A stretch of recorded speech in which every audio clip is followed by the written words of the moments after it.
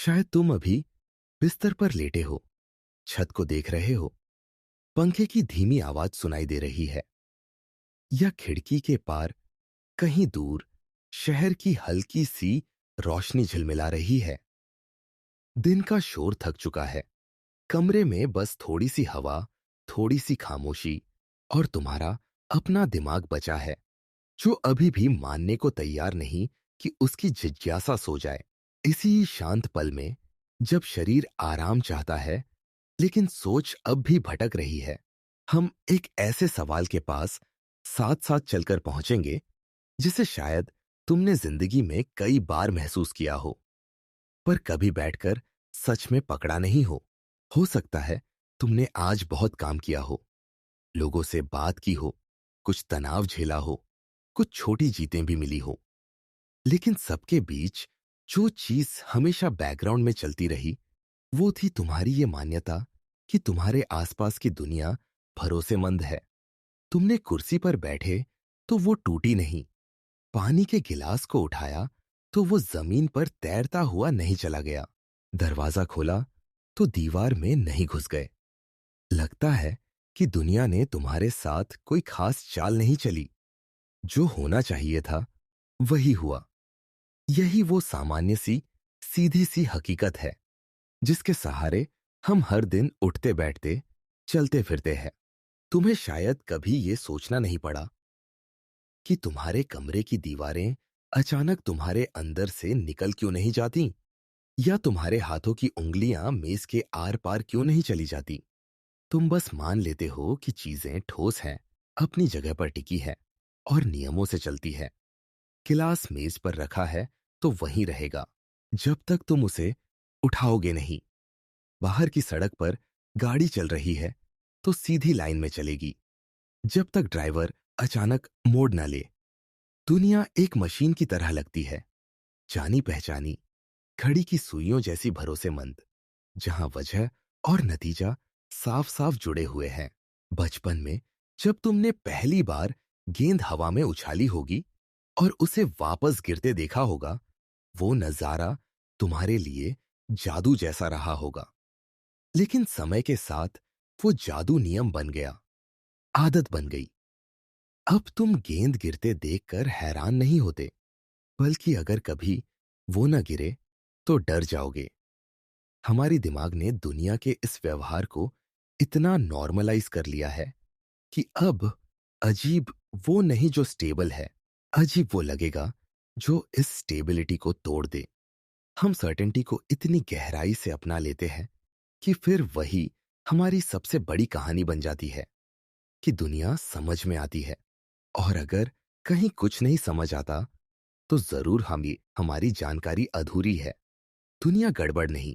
शायद तुमने स्कूल में न्यूटन का नाम सुना होगा, ग्रेविटी के बारे में, बलों और गति के नियमों के बारे में। उस समय चीजें भले मुश्किल लगी हो, लेकिन एक बात बहुत साफ थी, दुनिया एक बड़ी मशीन की तरह बिहेव कर रही है। और अगर हमारे पास सही समीकरण हो, सही आंकड़े हो, तो हम बहुत कुछ पहले से बता सकते हैं। गेंद कहाँ गिरेगी, ग्रह किस रास्ते घूमेंगे, गाड़ी कितनी तेज रुकेगी। इस तस्वीर में आराम था, सुरक्षा थी, एक ऐसा एहसास कि हां, सब कुछ अंत में रीजन से एक्सप्लेन हो सकता है अगर हम पेशेंस और गणित दोनों रख लें।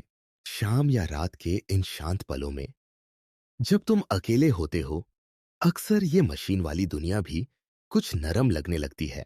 कमरे की दीवारों पर पड़ती हल्की रोशनी, बाहर चलते पेड़ों की परछाइयां, छत पर घूमता पंखा, ये सब सिर्फ ऑब्जेक्ट्स नहीं लगते, बल्कि किसी बड़े अनदेखे पैटर्न की छोटी छोटी झलकियां लगती है। फिर भी तुम अंदर से जानते हो कि अगर तुम्हारे फोन की बैटरी कम है तो वो अचानक खुद ब खुद रिचार्ज नहीं हो जाएगी। अगर तुम खिड़की से कदम बाहर रखोगे तो हवा में ठहर नहीं जाओगे। एक स्थिरता है जिसे तुम दिन भर इस्तेमाल करते हो, और रात को भी उसी पर भरोसा करके आराम से आंखें बंद करते हो। हमारी यादें, हमारी योजनाएं, हमारी परेशानियां, सब इसी भरोसेमंद दुनिया पर टिकी होती है। तुम कल का प्लान बनाते हो क्योंकि मानते हो कि कल भी सूरज उगेगा, सड़कें होंगी, वही मोबाइल होगा, वही शरीर, वही गुरुत्वाकर्षण, वही फिजिक्स। तुम रिश्तों के बारे में सोचते हो, काम के बारे में, अपने फ्यूचर के बारे में, लेकिन शायद ही कभी इस पॉसिबिलिटी पर सोचा होगा कि हकीकत खुद भी उतनी स्थिर न हो जितनी तुम्हारे दिमाग ने उसे मान लिया है। जिस जमीन पर तुम खड़े हो, शायद वो जितनी ठोस दिखती है उतनी गहराई में ठोस नहीं। पर यह सवाल दिन की रोशनी में उठाना प्रैक्टिकली मुश्किल है। दिन में हम ज्यादातर बस दौड़ रहे होते हैं। रात का समय, ये धीमी सांसों वाला हिस्सा ऐसा है जहां ये सवाल अचानक बहुत स्वाभाविक लगने लगते हैं। जब कोई तुम्हें नहीं देख रहा, कोई डेडलाइन नहीं है, कोई जल्दी नहीं है, तब तुम्हारा दिमाग अपने सबसे ईमानदार सवाल पूछता है। जो मैं देखता हूं वो सच में वैसा ही है जैसा दिखता है? मेरी आंखें, मेरे हाथ, मेरी इंद्रियां मुझे पूरी कहानी दे रही है, या बस थोड़ा सा हिस्सा? तुम छत को देखते हो, लेकिन कभी कभी तुम्हारा ध्यान उससे पहले उस खाली जगह पर चला जाता है जो तुम्हारे और छत के बीच है। हवा, खालीपन, वो स्पेस जो दिखता तो नहीं पर है जरूर। इसी रोजमर्रा की दुनिया में, इसी ठोस महसूस होने वाली हकीकत के भीतर एक गहरी विडंबना छिपी है। जितना ज्यादा हमारा दिमाग स्थिरता का आदी होता जाता है, उतना ही वो उसकी नींव को परखने से बचता है। हम एक तरह से एग्रीमेंट पर जीते हैं।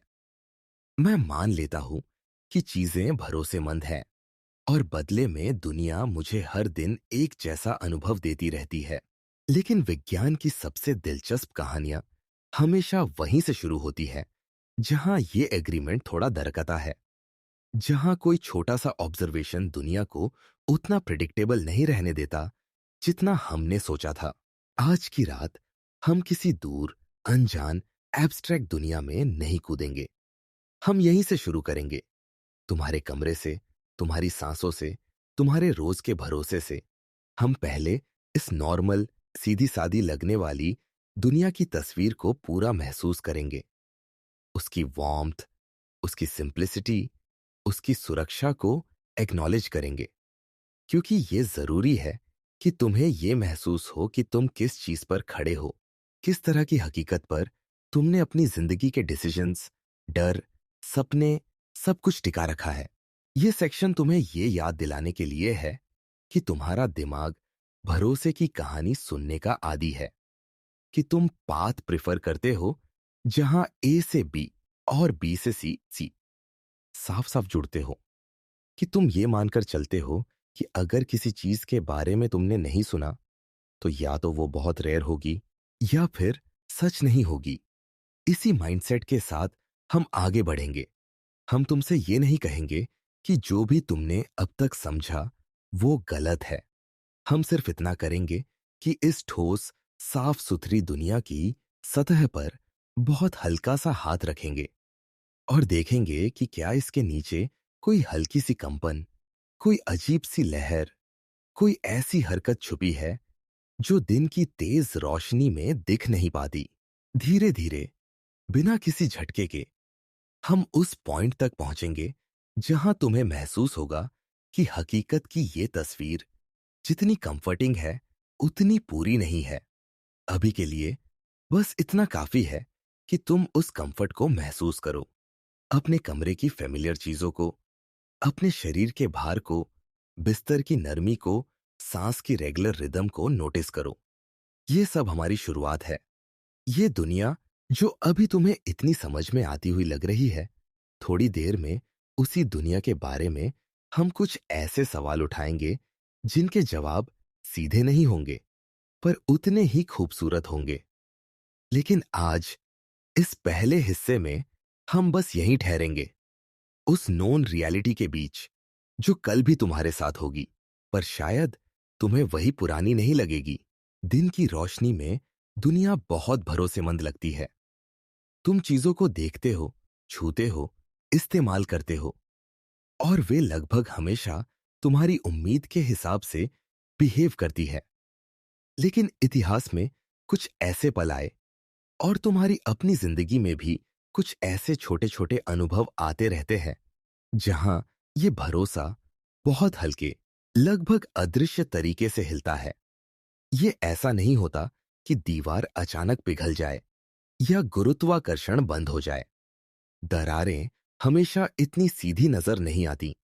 वे पहले बस सवाल के रूप में आती है, एक हल्की सी असहजता के रूप में कि ये ऐसा क्यों हो रहा है। सोचो, तुमने कितनी बार आसमान को देखा होगा, दिन में नीला, शाम को नारंगी, रात को काला। ये सब इतना फेमिलियर है कि तुमने शायद ही कभी रुककर सोचा हो कि सूरज की रोशनी जो तुम्हारी खिड़की पर सफेद दिखती है, कैसे हवा में बिखर कर इतनी सारी रंगों में बदल जाती है। तुमने इंद्रधनुष देखा होगा या किसी प्रिज्म में से गुजरती रोशनी की तस्वीरें देखी होंगी, पर ज्यादातर समय तुम्हारा दिमाग इन चीजों को सुंदर कहकर आगे बढ़ जाता है, अजीब कहकर नहीं। फिर भी दुनिया के लिए काम करने वाले वैज्ञानिकों के लिए कभी कभी ये छोटे छोटे रंग, ये हल्की सी तफसीलें ही हकीकत के चेहरे पर पहली महीन दरार बन जाती है। ऐसा ही कुछ उस समय हुआ जब लोग गर्म चीजों की रोशनी को समझने की कोशिश कर रहे थे। यह तुम्हारे कमरे की ट्यूबलाइट या फोन की टॉर्च नहीं थी। ये वो साधारण सी बात थी कि जैसे जैसे कोई चीज गर्म होती है, उसका रंग बदलता है। अंगीठी में जलता कोयला, लोहे की लाल होती छड़, सूरज की सतह से आती चमक, इन सबके पीछे एक पैटर्न था। वैज्ञानिकों ने सोचा, अगर दुनिया इतनी नियमबद्ध है तो हम इस पैटर्न को एक सिंपल फॉर्मूला से पकड़ सकते हैं। उन्होंने कोशिश की, बार बार की, और हर बार उनकी समझ किसी न किसी जगह जाकर टूट जाती। उनका गणित कहता था कि जैसे जैसे तापमान बढ़ेगा, एक समय ऐसा आएगा जब ये गर्म चीजें अनंत मात्रा में ऊर्जा निकालने लगेंगी, खासकर बहुत छोटी छोटी तरंग दैर्ध्य वाली रोशनी में। लेकिन असल दुनिया ने उनसे साफ इनकार कर दिया। कोई लोहे की छड़, कोई तारा, कोई लैब का छोटा सा उपकरण भी इतनी एनर्जी नहीं उगलता था। अगर उनका गणित सच होता तो ब्रह्मांड में हर गर्म चीज इतनी ज्यादा हाई फ्रीक्वेंसी प्रकाश निकालती कि दुनिया वैसे दिखती ही नहीं जैसी तुम्हें दिखती है। ये मिसमैच छोटा नहीं था। ये ऐसा था जैसे तुम शतरंज का खेल खेलते खेलते अचानक देखो कि प्यादा तिरछा चलने लगता है, जबकि तुमने हमेशा सीधा चलना सीखा था। इसी तरह जब धातु की सतह पर रोशनी डाली गई और इलेक्ट्रॉन्स बाहर निकलने लगे, तो क्लासिकल फिजिक्स ने कुछ और ही भविष्यवाणी की थी। पुराने नियमों के हिसाब से अगर तुम रोशनी की ब्राइटनेस बढ़ाते जाओगे तो किसी भी रंग की रोशनी से धीरे धीरे सही इलेक्ट्रॉन्स निकल ही जाने चाहिए। लेकिन असली दुनिया में ऐसा नहीं हुआ। कम फ्रीक्वेंसी वाली रोशनी चाहे जितनी तेज कर दो, इलेक्ट्रॉन्स निकालने से इनकार कर देती। दूसरी तरफ थोड़ी सी भी हाई फ्रीक्वेंसी रोशनी ने तुरंत इलेक्ट्रॉन्स को धक्का देकर बाहर निकाल दिया। ब्राइटनेस यानी कुल एनर्जी कम ज्यादा हो सकती थी, लेकिन असली फर्क कुछ और था जो क्लासिकल सोच की पकड़ में नहीं आ रहा था। ये सब बातें पहली नजर में ड्रामेटिक नहीं लगती। कोई धमाका नहीं, कोई जादू नहीं, कोई दीवार हवा में नहीं उड़ती। सारे प्रयोग बड़े संवेदनशील उपकरणों के साथ कंट्रोल्ड कमरे में हो रहे थे। बाहर की दुनिया उसी तरह चल रही थी। लोग काम पर जा रहे थे, बच्चे खेल रहे थे, धरती सूरज के चारों ओर घूम रही थी, जैसे हमेशा से घूमती आई है। दरारें हमेशा सरफेस पर नहीं दिखती, वे थ्योरी में दिखती है, प्रिडिक्शन और ऑब्जर्वेशन के बीच के अंतर में दिखती है। यही वो जगह है जहां साइंस, जो अक्सर एक मजबूत इमारत की तरह लगती है, अचानक एक सवालों से भरे कमरे की तरह हो जाती है। इतिहास के इन पलों में एक अजीब सी दोहरी भावना होती है। एक तरफ दुनिया बहुत भरोसेमंद लगती है, सूरज कल भी उगेगा, ग्रेविटी कल भी खींचेगी, तुम्हारा कमरा कल भी वहीं होगा जहां आज है।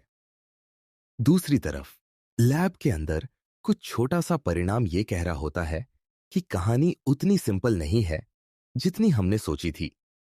ये ऐसा है जैसे तुम्हें बरसों से पता हो कि तुम्हारे घर की दीवारें ईंट और सीमेंट से बनी है, और एक दिन कोई तुम्हें दिखाए कि उनमें से कहीं बहुत गहराई में माइक्रोस्कोपिक स्तर पर खाली जगह का राज छुपा है।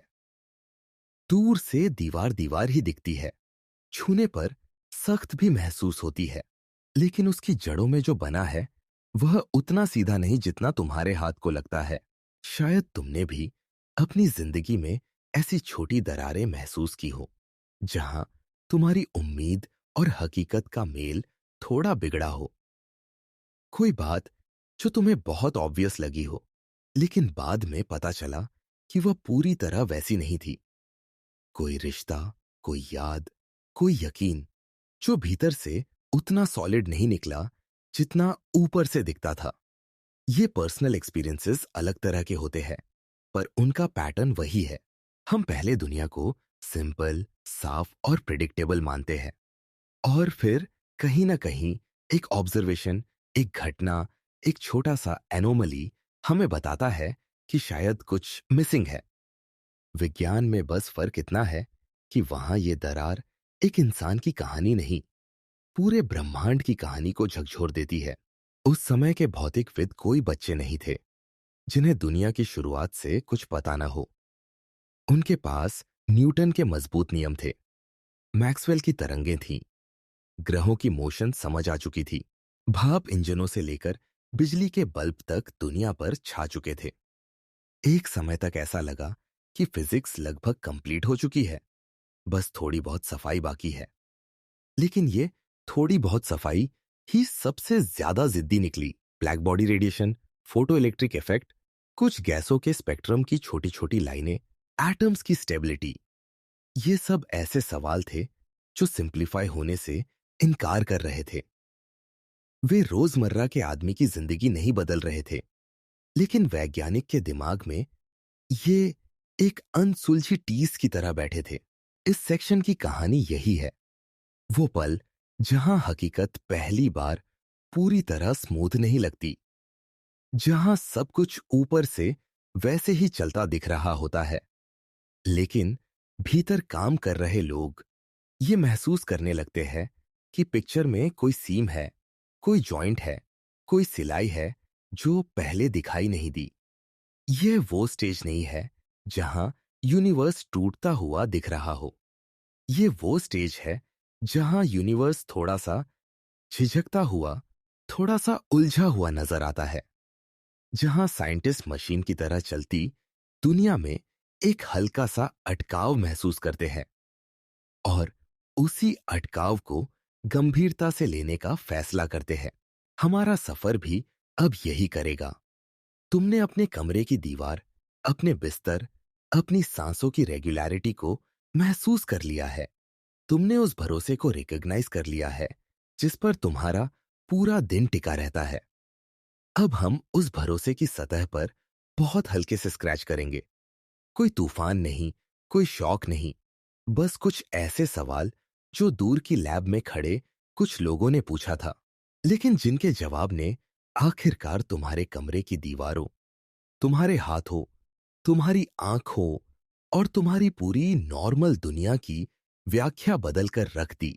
इस पहली दरार को समझना जरूरी है, क्योंकि क्वांटम जैसी अजीब दुनिया अचानक से तुम्हारे कमरे में नहीं गिरती। वह पहले एक बहुत सटल सी असहजता के रूप में पैदा होती है, एक मिसमैच के रूप में, प्रिडिक्शन और रियलिटी के बीच की हल्की फ्रिक्शन के रूप में, और इसी फ्रिक्शन में, उसी हल्के से घर्षण में एक नई फिजिक्स की पहली चिंगारी छुपी रहती है। आगे जो कुछ भी हम देखेंगे, जो भी अजीबोगरीब घटनाएं, सुपरपोजिशन, एंटेंगलमेंट, अनसर्टेनिटी, सब इसी एक एहसास से जन्म लेते हैं कि दुनिया उतनी स्मूथ नहीं जितनी दूर से दिखती है।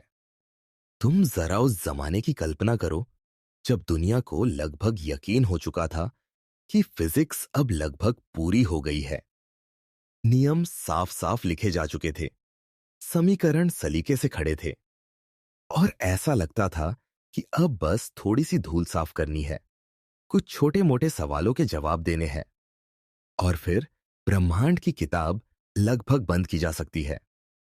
इसी संतुष्ट, लगभग आत्मविश्वासी माहौल में एक आदमी बैठा था, शांत स्वभाव का, बेहद गंभीर और अंदर से थोड़ा सा रूढ़िवादी।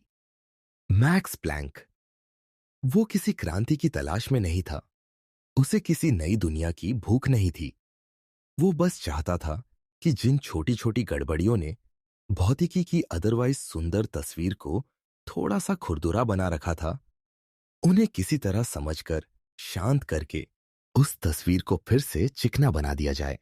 पिछले हिस्से में तुमने महसूस किया कि कैसे गर्म वस्तुओं की रोशनी को समझने की कोशिश क्लासिकल फिजिक्स के हाथ से फिसलती जा रही थी। गणित कहता था कि जैसे जैसे कोई वस्तु गर्म होती जाएगी, वह बहुत छोटी तरंग दैर्ध्य वाली रोशनी में अनंत ऊर्जा उगलने लगेगी। लेकिन असल दुनिया ने साफ मना कर दिया। यह मिसमैच इतना अजीब था कि उसे छोटी टेक्निकल प्रॉब्लम कहकर नजरअंदाज करना मुश्किल था। प्लैंक का इरादा किसी जादुई नया नियम बनाने का नहीं था। उसके लिए यह बस एक पेचीदा सवाल था जिसे वह उम्मीद करता था कि थोड़ी कलाकारी, थोड़ी गणितीय समझदारी से सुलझा सकता है। लेकिन कभी कभी जब तुम सिर्फ एडजस्ट करने बैठते हो तो हाथ से पूरा ढांचा ही खिसक जाता है। प्लैंक ने कोशिश करते करते एक ऐसा कदम उठाया जो उस समय खुद उसे भी पूरी तरह समझ नहीं आया। उसने सोचा, अगर हम मान लें कि यह गर्म सतह ऊर्जा को लगातार नहीं बल्कि छोटे छोटे पैकेट्स में निकालती है, तो क्या होगा? जैसे तुम पाइप से बहते पानी को देखो तो वो स्मूथ फ्लो लगता है, लेकिन कल्पना करो कि पानी बूंदों में टूटकर गिर रहा हो, हर बूंद एक फिक्स्ड आकार की हो। प्लैंक ने ऊर्जा के बारे में कुछ ऐसा ही सोचा कि यह एक लगातार बहती धारा नहीं बल्कि डिस्क्रीट क्वांटा है, छोटे छोटे टुकड़े जिनके आकार को तुम मन से नहीं बदल सकते। ये विचार अपने आप में बहुत सीधा लग सकता है, लेकिन उस समय यह लगभग बेतुका था। क्लासिकल फिजिक्स की पूरी खूबसूरती इसी में थी कि दुनिया स्मूथ है, कंटीन्यूअस है।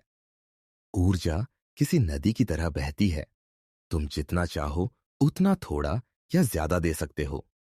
प्लैंक के विचार ने यह कह दिया कि ऊर्जा ऐसे नहीं बहती, वो सिक्कों की तरह है। तुम आधा सिक्का नहीं दे सकते, तुम्हें पूरा सिक्का देना होगा या कुछ नहीं देना होगा। इससे ज्यादा तुम्हारी मर्जी नहीं चलती। फर्क महसूस करने के लिए एक छोटा सा मानसिक दृश्य सोचो। कल्पना करो कि तुम्हारे कमरे की ट्यूब लाइट को चालू करने के लिए कमरे में बैठे बिजली के कण, इलेक्ट्रॉन्स दीवार से गुजर रहे हैं और ऊर्जा बातचीत कर रही है। क्लासिकल दुनिया में यह बातचीत बिल्कुल स्मूथ होती, जैसे किसी स्ट्रीम में कंकड़ फेंको और लहरें बनते देखो। लेकिन प्लैंक की दुनिया में यह बातचीत अचानक थोड़ी अटक अटक कर चलती है, जैसे कोई सीढ़ियां हो। तुम ऊंचाई बदल सकते हो, लेकिन हमेशा एक स्टेप से दूसरे स्टेप पर छलांग लगाकर बीच में हवा में लटक कर नहीं जी सकते। प्लैंक ने जब यह विचार अपने समीकरण में डाला तो कुछ चौंकाने वाला हुआ। अचानक से वह कर्व जो वास्तविक डेटा से जिद्दी दूरी बनाए हुए था, सीधा जाकर उससे मिल गया। ब्लैक बॉडी रेडिएशन की पहेली, जो क्लासिकल फिजिक्स के लिए सालों से एक दर्द बन चुकी थी, उसके सामने शांत हो गई। जो ग्राफ पहले अनंत की तरफ भाग जाता था, अब एक खूबसूरत सीमित कर्व बन गया, ठीक वैसा जैसा से शोधकर्ता अपने प्रयोग में देख रहे थे। यह सिर्फ अच्छी फिट नहीं थी, यह ऑलमोस्ट सस्पिशियसली परफेक्ट फिट थी, ऐसी कि वो खुद डर जाए। यहीं पर अजीब स्थिति पैदा हुई। एक तरफ प्लैंक का गणित काम कर रहा था, इतनी सटीकता से कि उसे नजरअंदाज करना बेईमानी होता। दूसरी तरफ इसका मतलब यह था कि ऊर्जा, जो हमेशा से एक स्मूथ क्वांटिटी मानी गई थी, असल में छोटे छोटे पैकेट्स में आती जाती है। प्लैंक खुद ये मानने को तैयार नहीं था कि उसने कोई अल्टीमेट सच पकड़ लिया है। उसके अपने शब्दों में, वह अपने इस विचार को सिर्फ एक गणितीय चाल की तरह देखना पसंद करता था। जैसे किसी कठिन सवाल को हल करने के लिए तुम अस्थायी रूप से कोई असम्पशन मान लो, बस सॉल्यूशन तक पहुंचने के लिए। उसे उम्मीद थी कि बाद में कोई और, या शायद वही, इस ट्रिक को किसी और ज्यादा रिस्पेक्टेबल तरीके से समझा देगा। यहीं से फिजिक्स की कहानी में एक बहुत दिलचस्प टोन पैदा होती है। यूनिवर्स किसी बाजार की तरह चिल्लाकर नहीं कहता कि अरे, सब कुछ गलत समझ रहे थे तुम। वह बहुत धीरे से, बहुत सटल तरीके से संकेत देता है।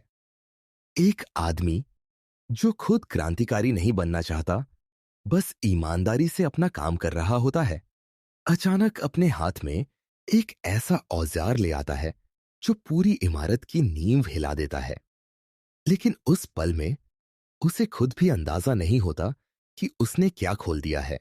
शायद तुम्हें अपनी जिंदगी में भी कभी कभी ऐसा लगा हो कि तुमने किसी चीज के बारे में जो छोटा सा फैसला लिया, वो बस प्रैक्टिकल था, टेम्परेरी था, लेकिन बाद में वही तुम्हारे पूरे रास्ते का दिशा बदलने वाला मोड़ बन गया।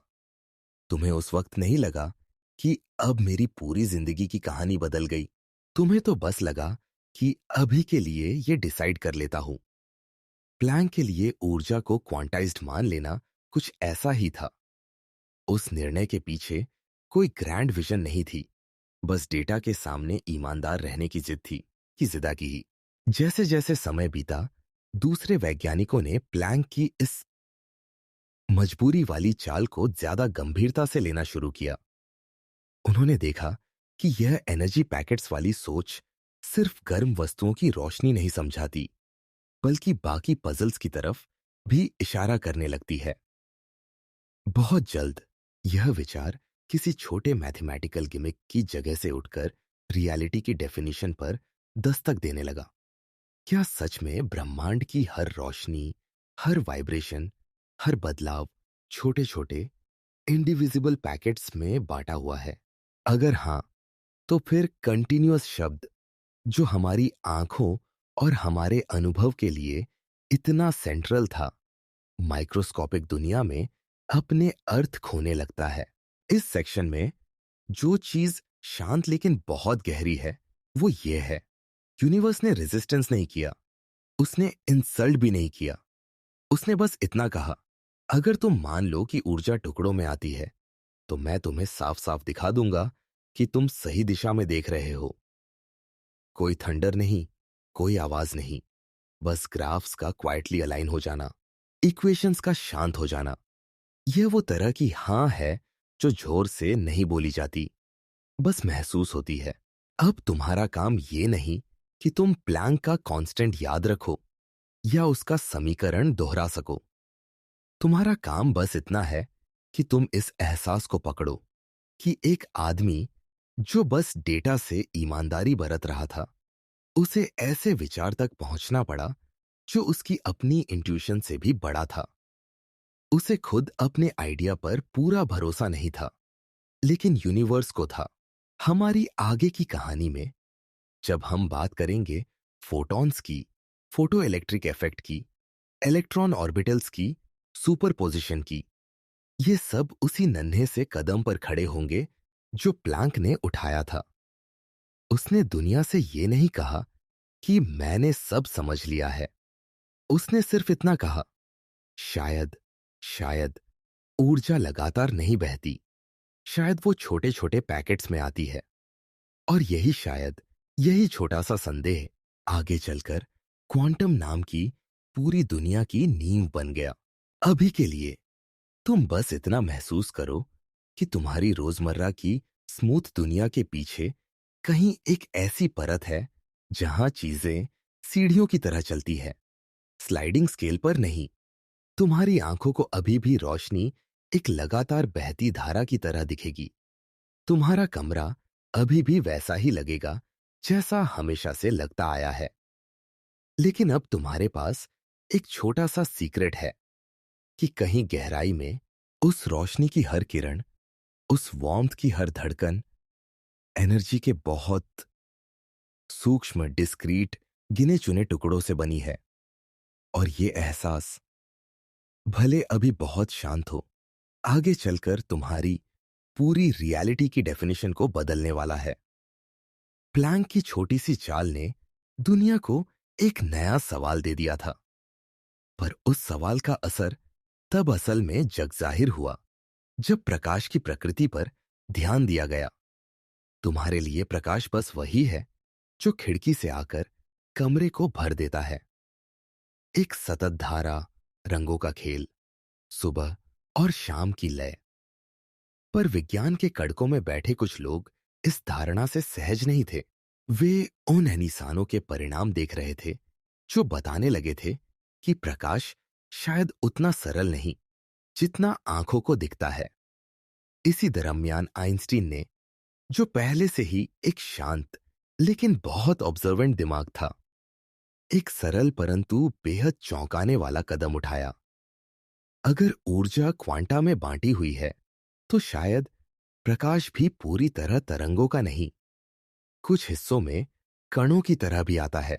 यह विचार जितना सरल सुनता है, उतना ही दुनिया बदल देने वाला था। आइंस्टीन ने फोटो इलेक्ट्रिक इफेक्ट के नमूनों को ध्यान से देखा। जब प्रकाश किसी धातु की सतह पर पड़ता है, तो कुछ इलेक्ट्रॉन्स निकल आते हैं। क्लासिकल सोच कहती थी कि बस ऊर्जा का कुल योग मायने रखता है।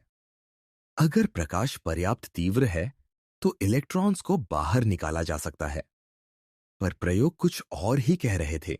कोई भी ब्राइटनेस बढ़ा लो, पर अगर प्रकाश की फ्रीक्वेंसी कम है, तो इलेक्ट्रॉन्स बाहर नहीं आते। पर अगर फ्रीक्वेंसी थ्रेशोल्ड से ऊपर है, तो तुरंत इलेक्ट्रॉन्स निकल पड़ते हैं। और उनकी काइनेटिक एनर्जी प्रकाश की फ्रीक्वेंसी पर निर्भर करती है, इंटेंसिटी पर नहीं। यह पैटर्न क्लासिकल वेव पिक्चर से बिल्कुल मेल नहीं खाता था। आइंस्टीन ने प्लैंक के विचार को एक कदम आगे बढ़ाकर कहा, प्रकाश ऊर्जा के भी डिस्क्रीट पैकेट्स फोटोनों में आता है। एक फोटोन का एनर्जी उसकी फ्रीक्वेंसी से जुड़ा है। अगर उस फोटोन की एनर्जी धातु के इलेक्ट्रॉन्स को बांधकर रखने वाली ऊर्जा से कम होगी, तो वह इलेक्ट्रॉन को आजाद नहीं कर सकता, चाहे फोटोनों की संख्या कितनी भी अधिक हो। यह बात सुनने में दृश्यमान नहीं थी, पर प्रयोग उसे बार बार सही साबित कर रहे थे। आइंस्टीन ने इस सरल सिद्धांत के साथ फोटो इलेक्ट्रिक ऑब्जर्वेशंस को साफ कर दिया। वह बताने लगा कि किस तरह प्रकाश ने कभी कभी पार्टिकल जैसा व्यवहार दिखाया है, और वही पार्टिकल व्यवहार ही उन इलेक्ट्रॉन्स को धक्का देकर बाहर निकालता है। यह मान लेना आसान नहीं था। वैज्ञानिक परंपरा इतनी गहरी थी कि तरंगों और कणों को अलग अलग ही दर्ज किया जाता रहा। तरंगे फैलती हैं, इंटरफियर करती है, रंग बनाती है। कण ठोस, गिनने योग्य, स्थान स्पेसिफिक होते हैं। पर आइंस्टीन का प्रस्ताव इन परिभाषाओं को मिलाकर रख देता था। उसने यह नहीं कहा कि प्रकाश अब सिर्फ कण है या सिर्फ तरंग है। उसने कहा कि माइक्रोस्कोपिक दुनिया में बेहतर मॉडल वही होगा जिसमें दोनों पहचाने जाएं। कहीं कहीं तरंग का असर नजर आता है, कहीं कहीं कण की तरह ठोस टकराव। यही असली क्रांति थी, यह स्वीकार करना कि प्रकृति अपनी भाषा में वैसी ही बहुमुखी हो सकती है जैसी कविताएं अक्सर होती है। एक ही शब्द कई अर्थों में बोलता है। याद रखो कि आइंस्टीन ने यह प्रस्ताव उस समय दिया जब वह खुद भी रिलेटिवली यंग था, और इस विचार का परिणाम इतना स्पष्ट था कि उसे बाद में न केवल थियोरेटिकल सम्मान मिला, बल्कि नोबेल पुरस्कार भी। पर उसकी खोज का महत्व सिर्फ पुरस्कार में नहीं था। वह इसीलिए गहरा था कि उसने प्रकाश और पदार्थ के मध्य की दीवार में दरार डाल दी। अब प्रकाश को सिर्फ इल्यूमिनेशन के संदर्भ में मत देखो, उसे एक एक्टर समझो जो कभी वायवीय फंक्शन की तरह फैलता है, कभी पार्टिकल की तरह लोकलाइज्ड होता है, और इसी बदलती भूमिका के अनुसार हमारे प्रयोग के परिणाम बदलते हैं। यह सेक्शन तुम्हें बताने नहीं आया कि किस एम्पिरिकल आंकड़े ने किस समीकरण को सही ठहराया। यह तुम्हें यह एहसास देने आया है कि एक सरल, समझदार इंसान ने उन छोटे छोटे अनोमेलस ऑब्जर्वेशंस को गंभीरता से लिया और उनके लिए दुनिया की बेसिक भाषा में संशोधन प्रस्तावित किया। उसकी क्षुधा महान सिद्धांतों की खोज की नहीं थी, वह बस डेटा के प्रति ईमानदार था। और वही ईमानदारी आगे चलकर क्वांटम के और गहरे, अधिक परेशान करने वाले पहलुओं की राह खोलती है। फोटॉन के विचार ने एक्सपेरिमेंट्स को एक नई रोशनी में रखा। अब डबल स्लिट जैसे प्रयोगों को फिर से देखा गया और पाया गया कि वही प्रकाश जो पार्टिकल के रूप में फोटो इलेक्ट्रिक प्रभाव दिखाता है, वही तरंग की तरह इंटरफेरेंस पैटर्न भी बनाता है जब उसे दो स्लिट के पार भेजा जाता है। यह कॉन्ट्रडिक्शन नहीं था, यह प्रकृति की जटिलता थी। वस्तु कॉन्टेक्स्ट के साथ अपना व्यवहार बदल लेती है। यह बात तुम्हारे रोजमर्रा के तर्क से अनन्य है, क्योंकि हम सामान्य जीवन में रेयरली ऐसी चीजें देखते हैं जो एक ही वक्त में दो तरह से प्रस्तुत हों। पर माइक्रोस्कोपिक दुनिया में यह सामान्य बात थी। ध्यान रखना कि आइंस्टीन का मॉडल संपूर्ण समाधान नहीं था।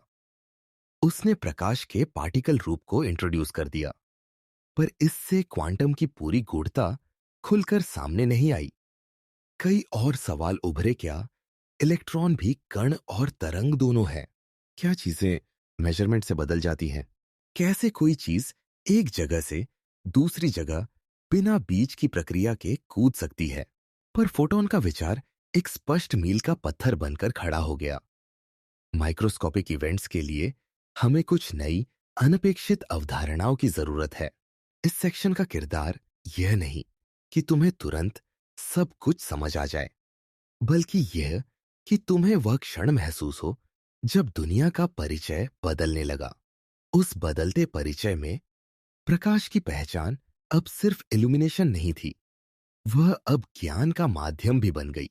एक ऐसा माध्यम जो अपने ही स्वरूप में एम्बिवेलेंट था और जिसने आगे चलकर हमें दिखाया कि रियलिटी के बारे में हमारी आम धारणाएं कितनी सीमाबंद है। अगले हिस्से में हम उस एम्बिवेलेंस को और करीब से देखेंगे, कैसे वही कण तरंग सवाल एक सरल प्रयोग में, जैसे डबल स्लिट, ने हमारे समझ को जकड़ कर रखा और क्वांटम की असली चुनौती का मुखौटा खोला। कल्पना करो कि तुम एक छोटे से प्रयोगशाला कमरे में खड़े हो।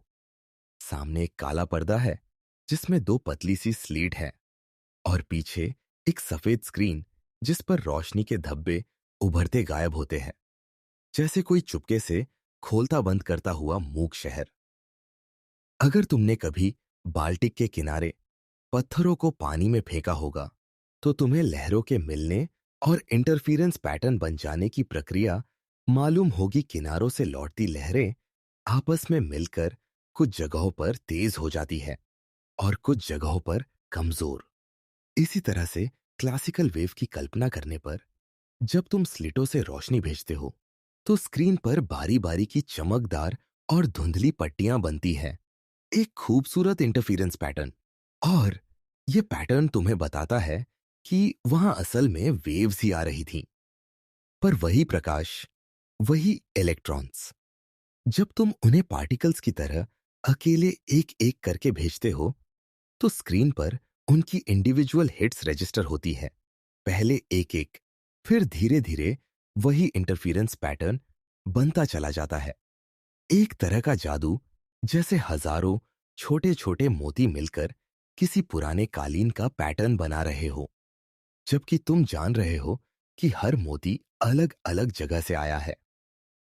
यह परिणाम इतना अजीब था कि सामने बैठे वैज्ञानिकों के भीतर शांति भंग हो गई। कुछ तो बहुत गहरा चल रहा था जो हमारी आम धारणाओं से बिल्कुल मिलता जुलता नहीं था। और फिर यहां सबसे चौंकाने वाली बात आती है। अगर हम हर एक कण के साथ एक डिटेक्टर लगाकर यह पता लगाने की कोशिश करें कि वह किस स्लिट से गुजरा, वह इंटरफेरेंस पैटर्न फिलहाल गायब हो जाएगा। स्क्रीन पर सिर्फ दो बारीक सी पट्टियां दिखेंगी, ठीक वैसे ही जैसे कोई स्ट्रीम ऑफ बुलेट्स दो ओपनिंग से होकर आ रहे हो। यानी मेजरमेंट की कोशिश ही उस व्यवहार को बदल देती है ना रोकती है, बल्कि बदल देती है। यह बदलाव कोई तकनीकी लिमिटेशन नहीं था जिसे बेहतर इंस्ट्रूमेंट से दूर किया जा सके। यह एक फंडामेंटल संकेत था कि माइक्रोस्कोपिक घटनाएं ऑब्जर्वर की जानकारी से अलग नहीं रहीं। जब तुम देखना चुनते हो तो प्रकृति एक तरह से अपने विकल्पों में से एक मोड चुन लेती है और वह मोड स्क्रीन पर दिखाई देता है। अगर तुम नहीं देख रहे होते तो चीजें एक और तरह से व्यवहार करती हैं, और अगर तुम देख रहे होते हो तो उसका व्यवहार दूसरी तरह।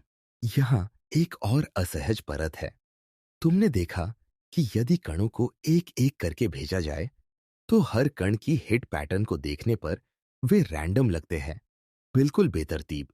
पर जितने अधिक कण भेजे जाते हैं उतना अधिक वे कलेक्टिव तौर पर वही इंटरफेरेंस पैटर्न बनाते जाते हैं जो वेव्स से जुड़ा हुआ था। यह बताता है कि ईच पार्टिकल की संभावना किसी नियम के अनुसार बांटी हुई है, किसी इनविजिबल वेव लाइक स्ट्रक्चर में, और केवल तब जब कण का निरीक्षण होता है वह उस संभाव्यता के किसी स्पेसिफिक परिणाम में बदलता है। वैज्ञानिकों ने इसे वेव फंक्शन कहते हुए एक मैथमेटिकल भाषा दी, पर असल अनुभव यह था कि माइक्रोस्कोपिक रियलिटी ने एक प्रोबेबिलिस्टिक प्रकार की सुई घुमा दी थी। आउटकम तय होकर नहीं आता, वह प्रोबेबिलिटी के समुद्र में तैरता रहता है और मेजरमेंट उसे एक निश्चित बिंदु में बदल देता है। सोचो कि यह तुम्हारे रोजमर्रा के तर्क के कितने विरोध में है। हमारी रोजमर्रा की चीजें किसी सीन में आकर वही रहती है, तुम उन्हें देखो या ना देखो। पर क्वांटम दुनिया ने यही नियम बदल दिए। यह बदलाव सिर्फ विज्ञान का इंटरनल मामला नहीं था, यह दर्शन के बड़े सवालों को छेड़ता है। क्या रियलिटी ऑब्जर्वर इंडिपेंडेंट है? क्या हमारे पास क्या जानकारी है और वह चीज क्या है में कोई फर्क है? डबल स्लिट ने इन सवालों को सिर्फ हवा में नहीं छोड़ा, उसने उन्हें लैबोरेटरी बेंचेस पर उतार दिया और कहा, यदि तुम उनका सम्मान करना चाहते हो तो उन्हें चिंतन और प्रयोग दोनों के साथ देखो। और फिर जब वैज्ञानिकों ने यह प्रयोग और भी जटिल रूपों में दोहराया, डिलेड चॉइस, क्वांटम इरेजर जैसी विधियों से, तो और भी अद्भुत परिणाम सामने आए। कुछ सेटअपों में यह पाया गया कि मेजरमेंट की वह चॉइस जो स्क्रीन पर पैटर्न बनते बनते हुई, वह चॉइस एक्सपेरिमेंट के बाद भी की जा सकती है, और फिर भी परिणाम उसी हिसाब से बदल जाता है जैसे कि भविष्य के निर्णयों ने अतीत के घटनाक्रम को प्रभावित कर दिया हो। यह अपीलें बिल्कुल अनायासिक भाषा में नहीं थीं। वे एक प्रकार की लॉजिकल बाउंड्री को झकझोर रही थी कि समय और कॉजेलिटी की हमारी सामान्य समझ यहां कैसी बुनियाद रखती है। इन परिणामों ने सिर्फ फिजिक्स के टेक्स्ट बुक में नई लाइंस नहीं जोड़ी, बल्कि यह चेतावनी दी कि माइक्रोस्कोपिक स्टोरीज में हमारी सामान्य कॉजल इंट्यूशन कहीं कहीं काम नहीं करती। इस सेक्शन की मुख्य बात यह है कि डबल स्लिट केवल एक एक्सपेरिमेंट नहीं था, वह एक माइक्रोस्कोप जैसा था जो रियलिटी के चेहरे के कई लेयर्स खोल देता है। उसने हमें सिखाया कि माइक्रोस्कोपिक एंटिटीज कॉन्टेक्स्ट सेंसिटिव है। वे वही व्यवहार करते हैं जो उन्हें मापने के तरीके के अनुसार सही लगता है। उन्होंने हमें प्रोबेबिलिटी की आदत सिखाई कि आउटकम्स डिटर्मिनिस्टिक नहीं होते और ऑब्जर्वर की गतिविधि खुद उस रियलिटी का हिस्सा बन जाती है। पर सबसे नाजुक और खूबसूरत सीख यह रही कि जिस तरह से इंडिविजुअल रैंडम हिट्स मिलकर एक खूबसूरत इंटरफेरेंस पैटर्न बनाते हैं, वह हमें यह सिखाता है कि यहां केओस और ऑर्डर के बीच का रिश्ता बिल्कुल व्यक्तिगत नहीं, बल्कि सामूहिक और स्टैटिस्टिकल है। अब जब तुम अपने कमरे में बैठे हो और छत की ओर देख रहे हो, उस चुप्पी में यह विचार मत छोड़ दो कि माइक्रोस्कोपिक दुनिया में हर ऐसा पैटर्न जो तुम्हें अब तक ठोस लगा, वहां पर पुरानी तरह से नहीं बनता। वह एक संभाव्यता का समुच्चय होता है जिसकी रूपरेखा तब तक धुंधली रहती है जब तक तुम मेजरमेंट से उसे एक निश्चित आकार नहीं देते। डबल स्लिट ने हमें सिखाया कि ऑब्जर्वर और ऑब्जर्व्ड के बीच की दीवार पार पर की नहीं रहती, और यह ज्ञान आगे चलकर क्वांटम एंटेंगलमेंट, सुपरपोजिशन और डिकोहेरेंस जैसी और भी गहरी बातों को जन्म देगा। पर उनके लिए अभी थोड़ा और धीरे चलना है, क्योंकि हर नई परत एक नई तरह की हैरानी लाती है, और हमें उसे भी उसी धैर्य और संवेदनशीलता से देखना होगा जिससे हमने अब तक दुनिया के बाकी रहस्यों को देखा है। अब तक जो तस्वीर बन रही थी, उसमें एक अजीब सी दोहरी दुनिया सामने आ चुकी है। एक तरफ प्लैंक का क्वांटाइज्ड एनर्जी, दूसरी तरफ आइंस्टीन का फोटॉन, और फिर डबल स्लिट का वह पैटर्न जो वेव जैसा दिखता है, लेकिन एक एक करके आने वाले कणों से बनता है। जैसे जैसे ये पीसेस जुड़ते गए, एक सवाल और साफ होता गया। अगर इलेक्ट्रॉन और फोटॉन जैसे कण कभी तरंग की तरह, कभी कण की तरह बिहेव कर सकते हैं, तो असली में वे हैं क्या? क्या वे छोटे छोटे कण हैं जो कभी कभी वेव जैसा व्यवहार कर लेते हैं, या वे वेव्स हैं जो कभी कभी पार्टिकल की तरह पकड़े जा सकते हैं? यह सिर्फ नेमिंग का कंफ्यूजन नहीं था, यह सवाल खुद रियलिटी की डेफिनेशन से टकरा रहा था। यहीं पर एक और शांत लेकिन गहरा दिमाग पिक्चर में आता है। Erwin Schrodinger. रात के सन्नाटे में बैठे तुम अगर आज किसी चीज से कनेक्ट कर सकते हो, तो शायद ये बात है कि उसने भी ये पूरा पजल किसी एग्जाम की तरह नहीं, बल्कि एक बहुत गहरे, बेचैन सवाल की तरह महसूस किया। अगर माइक्रोस्कोपिक दुनिया में चीजें वेव्स की तरह भी बिहेव कर रही हैं, तो क्या हम उन वेव्स के लिए भी कोई ऐसा ही फंडामेंटल नियम लिख सकते हैं जैसे न्यूटन ने क्लासिकल दुनिया के लिए लिखा था? जैसे गुरुत्वाकर्षण और बलों के लिए डिफरेंशियल इक्वेशंस हैं, वैसे ही क्या इन अजीब क्वांटम वेव्स के लिए भी कोई मोशन का नियम हो सकता है? श्रोडिंगर ने यही कोशिश की। उसने यह मानकर शुरुआत की कि इलेक्ट्रॉन या कोई भी माइक्रोस्कोपिक कण एक तरह की वेव से जुड़ा हुआ है, कोई ऐसी मैथमेटिकल लहर जो स्पेस और टाइम में फैली रहती है। उसने एक्सपेरिमेंट्स, एनर्जी लेवल्स और क्लासिकल फिजिक्स की कुछ पुरानी जड़ों को साथ रखकर इक्वेशन खोजने की कोशिश की। कोई इतना साफ रूल जो बता सके कि ये वेव समय के साथ कैसे बदलती है, कहाँ तेज होगी, कहाँ हल्की पड़ेगी, और किस तरह से एटम जैसे सिस्टम्स में खुद को व्यवस्थित करेगी।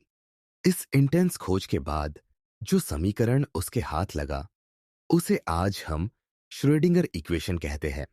तुम्हें यह इक्वेशन याद रखना जरूरी नहीं, पर यह महसूस करना जरूरी है कि माइक्रोस्कोपिक दुनिया का यह हार्ट बीट इसी से वर्णित होता है। यह इक्वेशन बताती है कि एक वेव फंक्शन, जिसे हम पीक साई कहते हैं, समय के साथ कैसे इवॉल्व करता है। लेकिन पी है क्या? यह कोई भौतिक लहर नहीं जिसे तुम समुद्र की तरह देख सको। यह पानी की सतह पर उठती लहर नहीं, हवा में फैली साउंड वेव नहीं। यह एक एब्स्ट्रैक्ट वेव है, एक मैथमेटिकल एंटिटी जो हर जगह पर इस बात से जुड़ी है कि वहां पर उस कण के पाए जाने की संभावना कैसी है। अब एक पल के लिए अपने कमरे की तरफ लौटो। तुम शायद अंधेरे में सीलिंग की तरफ देख रहे हो, जहां बस हल्की सी रोशनी है। तुम अपने हाथ को सामने रखते हो तो तुम्हें साफ साफ लगता है कि वह यहीं है, एक खास जगह पर, सीमित आकार में। मैक्रोस्कोपिक दुनिया में किसी चीज का कहां है होना बहुत स्पष्ट होता है, लेकिन माइक्रोस्कोपिक दुनिया में इलेक्ट्रॉन जैसे कणों के लिए कहां है, एक साधारण सवाल नहीं। अगर तुम एटम के अंदर के इलेक्ट्रॉन का पता लगाना चाहो, तो वह किसी टाइनी प्लैनेट की तरह एक ऑर्बिट पर घूमता हुआ नहीं मिलेगा। वह एक हेजी, फैलती सिमटती क्लाउड की तरह मिलेगा, कोई धुंध जिसका हर पार्टिकल होने की जगह अनसर्टेन हो, और जिसे प्सिशो वेव फंक्शन के जरिए डिस्क्राइब किया जाता है। श्रोडिंगर इक्वेशन से निकली ये अविवे फंक्शन हमें ये नहीं बताती कि इलेक्ट्रॉन अभी इस समय एग्जैक्टली कहाँ है, बल्कि ये बताती है कि अगर हम उसे ढूंढने की कोशिश करें तो किस जगह पर उसे पाने की कितनी संभावना है। जैसे तुम किसी शहर में किसी दोस्त को ढूंढ रहे हो और तुम्हारे पास उसकी हैबिट्स के बारे में जानकारी है। वह ज्यादातर कहाँ जाता है, किस कैफे में बैठता है, किस रास्ते से गुजरता है, तो तुम एक मेंटल मैप बना सकते हो कि किस जगह उसे मिलने की कितना चांस है। तुम ये नहीं कह सकते कि वह अभी इस सेकंड में यही है, पर तुम एक पूरी संभावना की तस्वीर खींच सकते हो। बस वेव फंक्शन प्ल्यूक हुई थी इस माइक्रोस्कोपिक दुनिया के पार्टिकल्स के लिए कुछ ऐसा ही करती है, बस ज्यादा प्रिसाइज मैथमेटिकल तरीके से। जब तुम किसी इलेक्ट्रॉन को एटम के अंदर सोचते हो तो क्लासिकल तस्वीर ये कहती थी कि वह न्यूक्लियस के चारों ओर घूमता हुआ एक छोटा ग्रह है।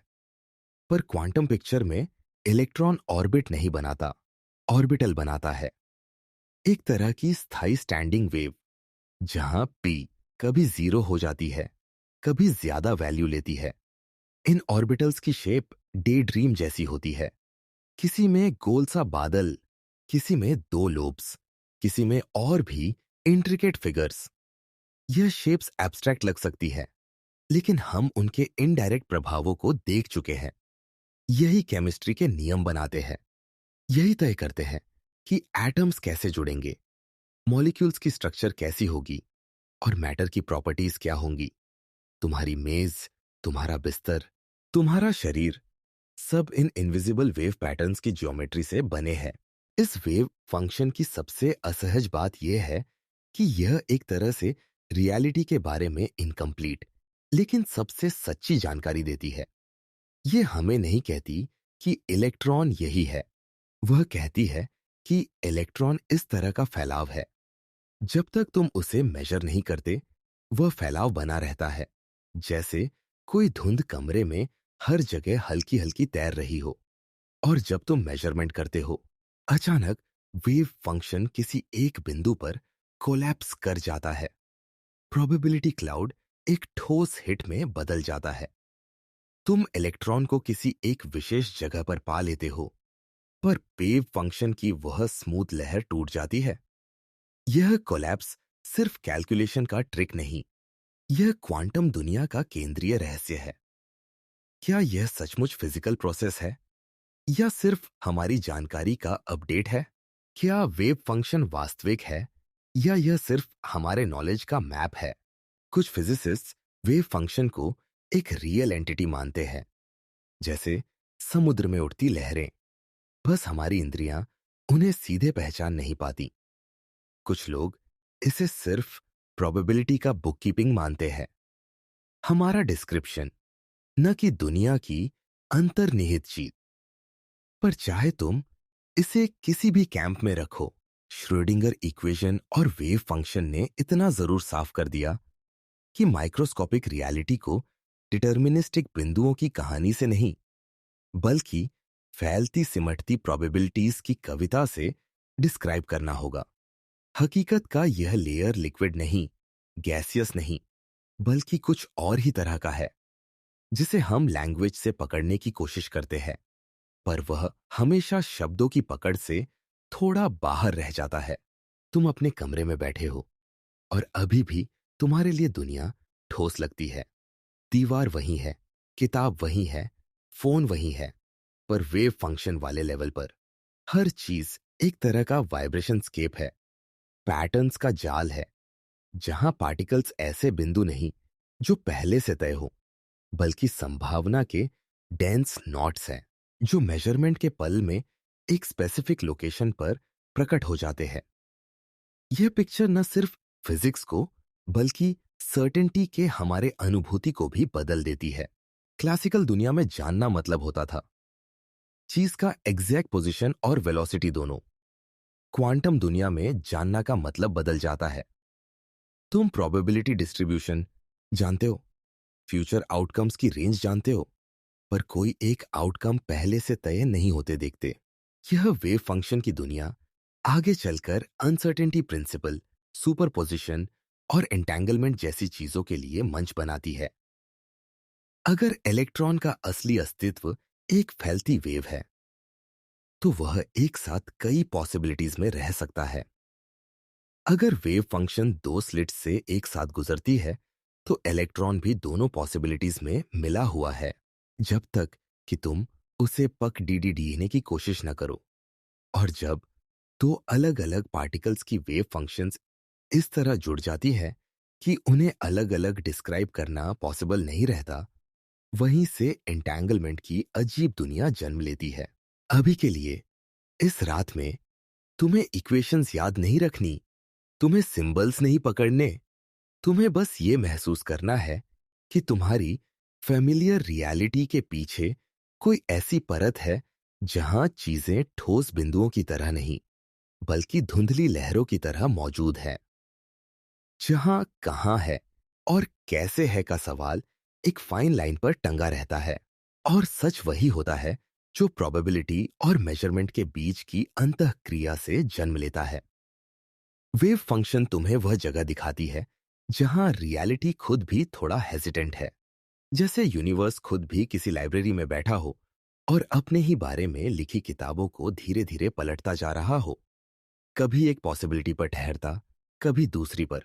जब तुम अगली बार कमरे में हल्के अंधेरे में चीजों को देखते हुए यह सोचो कि यह सब कितना स्थिर है, तो याद रखना कि उस स्थिरता के नीचे सी नाम का एक मौन संगीत चल रहा है। प्रोबेबिलिटी की लहरें, इंटरफेरेंस के पैटर्न्स, स्टैंडिंग वेव्स की जटिल आकृतियां, और हम अपनी साधारण आंखों और रोजमर्रा की जरूरतों के साथ बस उसकी एवरेज्ड, स्मूथड आउट छवि देखते हैं। असली कहानी उससे कहीं ज्यादा हलचल भरी, कहीं ज्यादा नाजुक और कहीं ज्यादा रहस्यमय है। और हम अभी उस कहानी की सिर्फ शुरुआत तक ही पहुंचे हैं। अब तक हमने माइक्रोस्कोपिक दुनिया को एक धुंधली लहर के रूप में महसूस करना शुरू कर दिया है, वेव फंक्शन की शक्ल में फैली हुई संभावना, जो कभी कभी मेजरमेंट के पल में एक ठोस सा हां यहां बन जाती है। लेकिन अगर तुम्हारे भीतर अभी भी क्लासिकल सोच का कोई हिस्सा बैठा हो, तो वह चुपके से ये उम्मीद जरूर रख रहा होगा कि ठीक है, चीजें प्रोबेबिलिटीज में फैली है, पर थ्योरेटिकली तो हम हर चीज को जितना चाहें उतनी प्रिसीजन से मेजर कर सकते हैं। बस हमारे पास अच्छे इंस्ट्रूमेंट्स होने चाहिए। यही वो जगह है जहां क्वांटम दुनिया तुम्हें बहुत धीरे से लेकिन बहुत साफ आवाज में नहीं कहती है। क्लासिकल दुनिया में अगर तुम किसी कार के बारे में सोचो, तो तुम उसके बारे में दो बेसिक बातें बहुत साफ साफ डिफाइन कर सकते हो। वो कहाँ है, पोजीशन, और वो किस स्पीड से किस दिशा में जा रही है, वेलोसिटी या मोमेंटम। अगर तुम थोड़ी मेहनत करो, अच्छे टूल्स रखो, तो थ्योरेटिकली कोई सीमा नहीं कि तुम कितनी प्रिसाइज मेजरमेंट कर सकते हो। एरर तुम्हारे इंस्ट्रूमेंट्स की कमी है, प्रकृति की कोई जरूरी सीमा नहीं। तुम्हारे भीतर ये इंट्यूशन बहुत गहराई से बैठी है कि अगर मैं चाहूं तो मैं सब कुछ डिटेल में जान सकता हूं। ये सिर्फ फिजिक्स नहीं, पूरे जीवन की थिंकिंग का हिस्सा है। हम मानते हैं कि दुनिया पूरी तरह जानने योग्य है, बस समय और रिसोर्सेस की बाधा है। लेकिन माइक्रोस्कोपिक स्तर पर हाइजेनबर्ग ने जो बात पकड़ी, वह इससे बिल्कुल अलग थी। उसने यह पाया कि पोजीशन और मोमेंटम को एक साथ आर्बिट्रेरी प्रिसीजन से मेजर करना सिर्फ प्रैक्टिकली मुश्किल नहीं है, फंडामेंटली असंभव है। यह इंस्ट्रूमेंट्स की कमी नहीं, यूनिवर्स का बिल्ट इन नियम है। इसे हम अनसर्टेनिटी प्रिंसिपल कहते हैं। यह कोई वेग दार्शनिक स्टेटमेंट नहीं, एक वेरी प्रिसाइज मैथमेटिकल रिलेशन है। पर तुम्हें उसका फॉर्मूला याद रखने की जरूरत नहीं, जरूरत यह समझने की है कि यह क्या कह रहा है। कल्पना करो कि तुम एक इलेक्ट्रॉन को पकड़ने की कोशिश कर रहे हो। यदि तुम उसकी पोजीशन बहुत एक्यूरेटली जानना चाहते हो, तो तुम्हें उसे बहुत छोटे क्षेत्र में पिन डाउन करना पड़ेगा। जितना ज्यादा टाइटली कन्फाइंड, उतनी ज्यादा इंफॉर्मेशन उसकी जगह के बारे में। पर वेव पिक्चर में इसका मतलब यह है कि उसकी वेव फंक्शन बहुत नैरो हो गई है। फूरियर एनालिसिस की भाषा में, जितनी नैरो वेव उतनी वाइड उसकी मोमेंटम स्पेस रिप्रेजेंटेशन। सहज शब्दों में कहें तो जैसे जैसे तुम कहाँ है में सर्टेनिटी बढ़ाते हो, किस गति से जा रहा है, उतना ही स्प्रेड आउट होता जाता है। दूसरे शब्दों में, तुम इलेक्ट्रॉन को एक छोटे से बॉक्स में बंद कर सकते हो, लेकिन जितना छोटा बॉक्स, इलेक्ट्रॉन उतना ही रेस्टलेस, उतना ही हाई मोमेंटम कंपोनेंट से भरा हुआ। इसे तुम्हारे रोजमर्रा के अनुभव से जोड़कर देखना थोड़ा ट्रिकी है, क्योंकि मैक्रोस्कोपिक ऑब्जेक्ट्स में यह इफेक्ट इतना छोटा होता है कि प्रैक्टिकली नेग्लिजिबल हो जाता है। तुम्हारी मेज, तुम्हारा फोन, तुम्हारा शरीर, इनके पोजीशन और मोमेंटम पर यह क्वांटम अनिश्चितता इतनी माइक्रोस्कोपिक स्केल पर है कि तुम्हारे लिए दुनिया फिर भी ठोस और प्रिडिक्टेबल लगती है। लेकिन एटम के अंदर, इलेक्ट्रॉन के लेवल पर, यह अनिश्चितता नियम नहीं, हकीकत है। तुम चाहो भी तो इलेक्ट्रॉन की पोजीशन और मोमेंटम दोनों को साथ में आर्बिट्रेरी प्रिसीजन से डिफाइन नहीं कर सकते। कोई छिपी हुई एग्जैक्ट वैल्यूज पीछे बैठी नहीं है, जिन्हें बस फ्यूचर में कोई बेहतर मशीन पकड़ लेगी। खुद यूनिवर्स ने इन क्वांटिटीज के प्रोडक्ट पर एक न्यूनतम धुंधलापन सेट कर रखा है। अब ये मत सोचो कि यह सिर्फ मेजरमेंट की डिस्टरबेंस की वजह से है, कि हम जब भी इलेक्ट्रॉन को मापते हैं तो उसे प्रकाश से टकराना पड़ता है, और यही इंटरैक्शन उसका मोमेंटम बदल देता है। इसलिए हम दोनों चीजों को साथ में नहीं जान पाते। यह एक इंट्यूटिव एक्सप्लेनेशन है, पर इनकम्प्लीट है। अनसर्टेनिटी प्रिंसिपल और गहरा है। यह कहता है कि हर पार्टिकल की वेव नेचर ही ऐसी है कि पोजीशन और मोमेंटम एक साथ शार्पली डिफाइंड नहीं हो सकते। यह केवल मेजरमेंट के दौरान होने वाली डिस्टरबेंस नहीं, बल्कि किसी भी पॉसिबल स्टेट के बारे में यूनिवर्स द्वारा लगाई गई सीमा है। तुम इसे इस तरह भी सोच सकते हो कि नेचर ने हमसे एक तरह की डील की है। तुम जितनी क्लैरिटी स्पेस में लोगे, उतनी ही एम्बिग्युइटी तुम्हें मोशन में स्वीकार करनी होगी। और अगर तुम मोशन को बहुत साफ साफ जानना चाहो, तो तुम्हें स्पेस के बारे में फजीनेस माननी पड़ेगी। यह ट्रेड ऑफ किसी गलती का परिणाम नहीं, बल्कि एग्जिस्टेंस के टेक्सचर का हिस्सा है।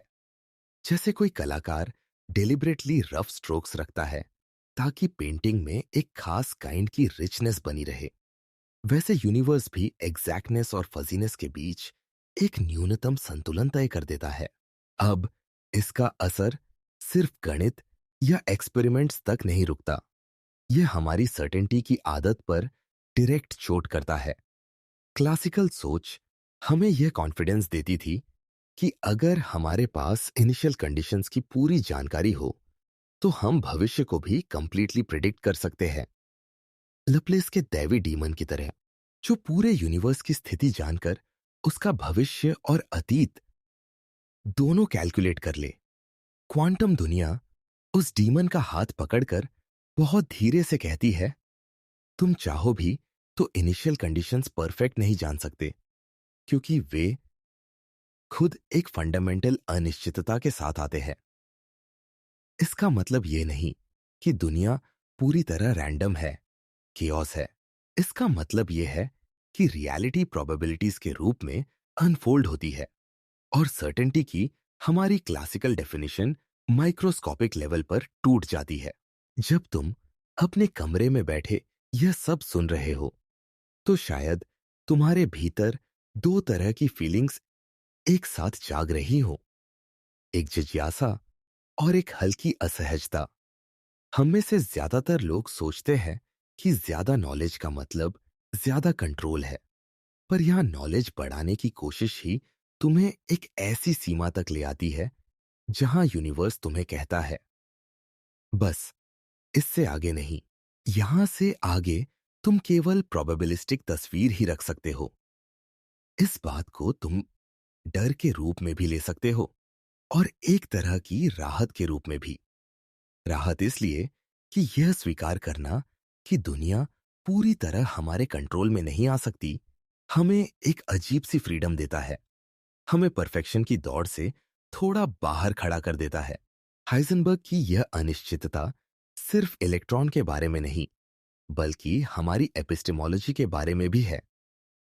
हम क्या जान सकते हैं, कितना जान सकते हैं, और मॉडर्न साइंस के बावजूद जानने की सीमा कहां है।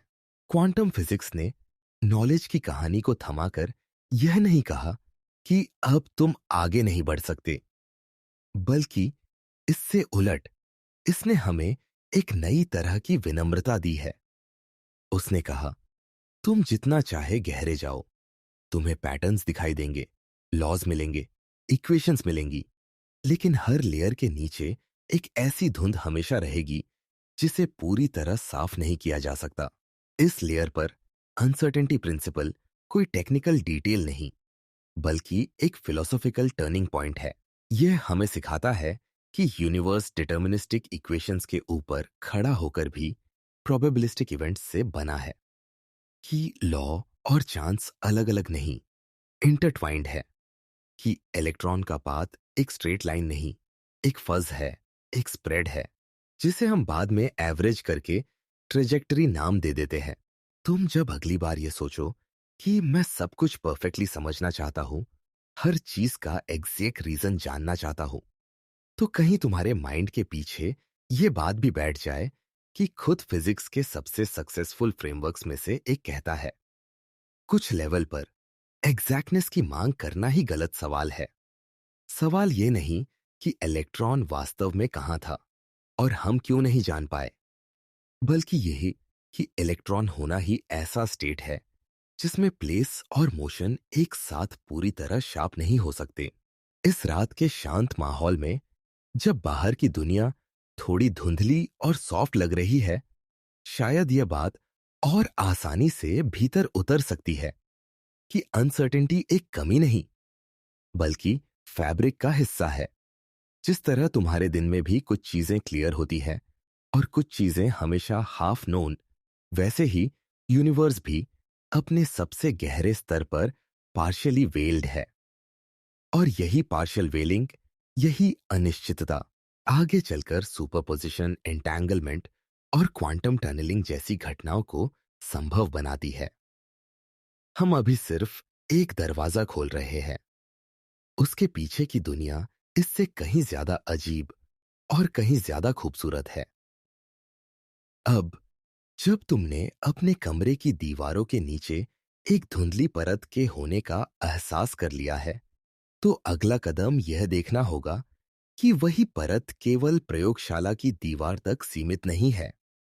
वही परत वह नक्शा है जिस पर पूरी प्रकृति अपने रंग बिरंगे पैटर्न बुनती है। माइक्रोस्कोपिक नियमों की ये धीमी धीमी लय सिर्फ कितने नन्हे इलेक्ट्रॉन्स की शरारत नहीं, बल्कि उस सारी चीजों की नींव है जो तुम्हें दिन भर घेरती है।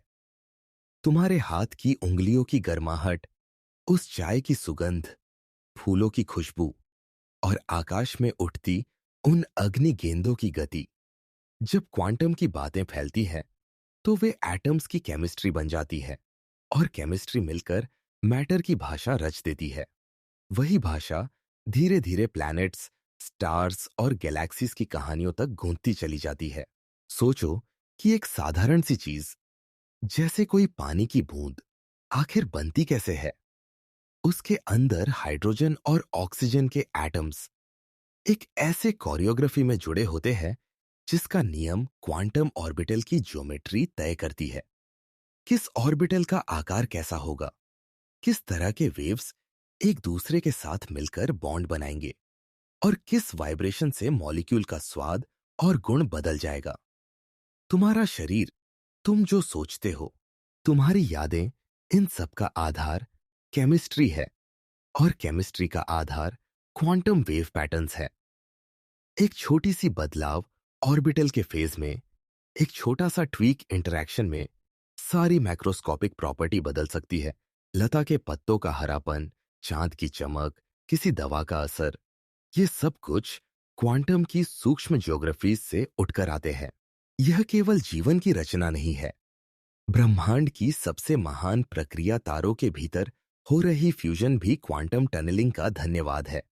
हमारे सूरज के भीतर प्रचंड गर्मी और दबाव है, पर फिर भी प्रत्यक्ष रूप से क्लासिकल तरीके से प्रोटॉन प्रोटॉन फ्यूजन मुश्किल होता, क्योंकि पॉजिटिवली चार्ज प्रोटॉन्स एक दूसरे को धकेलते हैं।